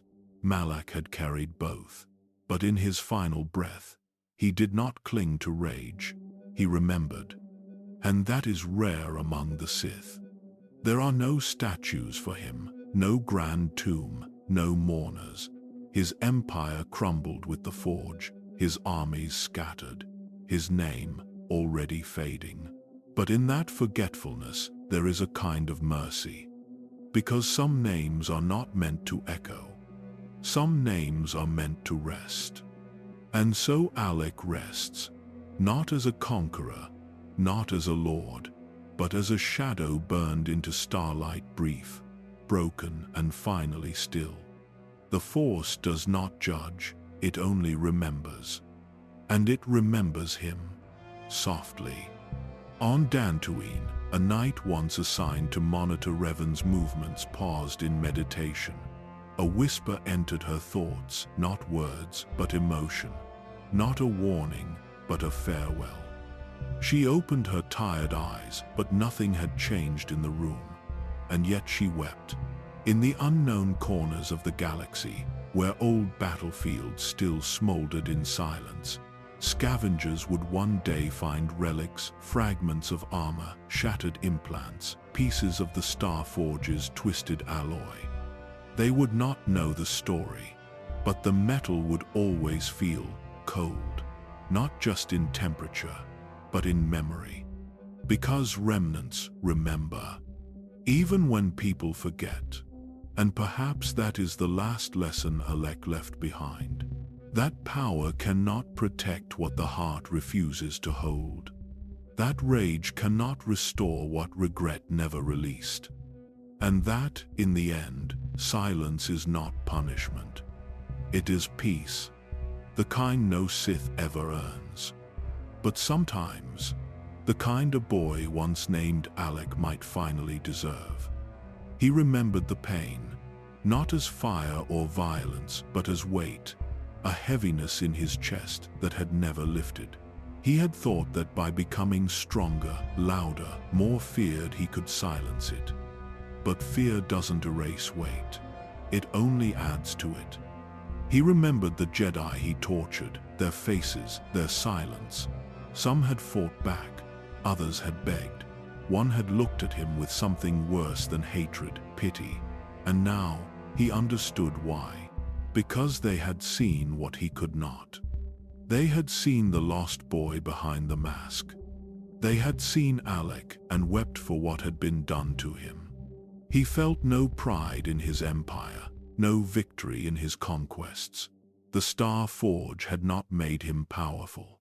It had made him dependent. A machine to feed a hole in his soul that could never be filled. Every battle, every order, every death had been a cry for help, a scream through metal. But no one had listened, not even him. And in that silence, the Force offered him one last gift. Not forgiveness, but truth. The truth that he had never been beyond saving. Only beyond believing he was worth saving. And that was the wound he could never close. Alec saw the Jedi Code not as a chain, but as a missed opportunity. Its words had always felt cold to him, empty in the face of war, silent in the face of loss. But now, they felt different. There is no emotion, there is peace. He had misunderstood it, so had many. It wasn't about denying feeling, it was about not becoming it. Not letting grief become purpose. Not letting fear become armor. Not letting rage become voice. His voice. He thought of it often, the way it echoed from the cybernetic jaw, harsh, hollow, not because of the technology but because of what was missing behind it. The man who had once spoken with hope, with conviction, with compassion. That voice had died long before the jaw had shattered. He missed it. And yet, the Force let him hear it one last time. Not through sound, but through memory. He heard himself say, "I believe we can do better." It was a moment long buried, a debate in the temple, a call for action, a plea to intervene before war consumed more innocent worlds. He had spoken those words with fire in his chest, not as a Sith, not even as a rebel, but as a Jedi, as Alec. In the distance, through the haze of memory and light, he saw Quelii again, not in flames but in stillness. A broken world, yes, but one filled with moments that still lived. A field where he once ran, a voice that once called his name, a night sky he used to watch in silence, wondering what was out there. He never got to say goodbye. Not to his mother, not to his name, not to the boy he used to be. And maybe that was what this moment was. Not an ending, but a goodbye. The Force does not punish, it reveals. And in that revelation, Malak saw himself not as the galaxy did, not as the Jedi did, not even as Revan did. He saw the boy who wanted to matter, the young man who tried to be brave, the warrior who never wanted to be alone. He had lived a life in shadows, but at the end, he found something no Sith ever truly seeks. Light. Not in redemption, not in absolution, but in understanding. And with that, the weight finally lifted. He did not rise. He did not vanish. He simply let go. And for the first time since Quelii burned, there was silence. But this time, it didn't hurt. It healed. He remembered Revan's hand once reaching for him, pulling him from the edge of a cliff during their earliest campaigns. Not metaphorically, literally. The rock had crumbled, a leg had slipped, and Revan, without thinking, had saved him. A moment that didn't make it into any archive. But it had never left him. Because before the power, before the war, before the masks and betrayals, there was trust. And though it shattered, though it twisted into silence, a part of him had always longed for that moment again. That hand, that rescue, that choice to pull him back from the edge. But the Force was not Revan. And this time, it didn't pull. It waited. And in that quiet peace, the Force held him. Not as Malak, not as Darth, but simply Alec. Home. There were no monuments built for him. No chants in the streets, no temples bearing his name. The Star Forge crumbled without ceremony, its energy fading like the breath of a forgotten god. His fleet scattered, confused, leaderless, and in the void where he had ruled, only silence remained. But the Force remembered. It remembered Alec's first spark of defiance, the whisper of a child standing in ash, daring to believe in something more. It remembered the fury that blinded him, the sorrow that twisted him, and the fear that hollowed him. It remembered the weight of his voice when it returned not through iron but through grief. And though the galaxy turned its gaze toward brighter legends, the Force did not turn away. It watched, it listened, it waited. Because even in death, Malak left echoes. Not the kind that shout, the kind that haunt. In the halls of the Jedi Temple, there were those who still walked past the empty chamber where he once trained. Some remembered the debates, the laughter, the way he would argue boldly, foolishly, like a young man trying to rewrite a galaxy with nothing but heart. They didn't speak of him often. It was easier not to. But there were nights quiet, cold, when his name found its way into whispered reflections. Not as a curse, not as a warning, as a question. How does a boy with so much light become the one who darkens 1,000 stars? The answer never came easily, because it was never just one reason. It was 1,000 cuts made in silence, 1,000 wrongs endured alone, 1,000 hopes left unanswered, and one voice his own slowly falling quiet beneath it all. Those who knew him best had scattered. Some had died, some had left the Order, others had tried to forget, but one never did. Revan, the man he tried to kill, the friend he once followed without question, the brother whose silence cut deeper than any saber. Revan had walked away from power, vanished, abandoned the Sith throne Malak had taken, and yet, even in disappearance, Revan had remained louder than anything Malak had become. That was the final cruelty. To steal the crown and still feel like a shadow. To win and still feel invisible. Even as Dark Lord, Malak had never escaped his reflection. It was not his jaw that made him monstrous. It was the mirror behind the throne. The memory that no matter how much he screamed, He was still answering to a voice not his own. But in death, the echoes reversed. Revan began to remember too. He remembered Alec, not Malak, standing beside him on the battlefield of KOTOR, watching the Mandalorian dead drift in the ocean tides. Revan had felt horror. Alec had felt rage. Not for vengeance, but for justice.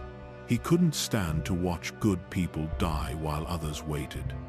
That was the first tear in the veil.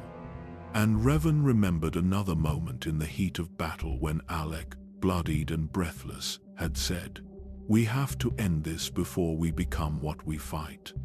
He had been right. But the war didn't stop. And neither did the fall. Perhaps the Force had always known.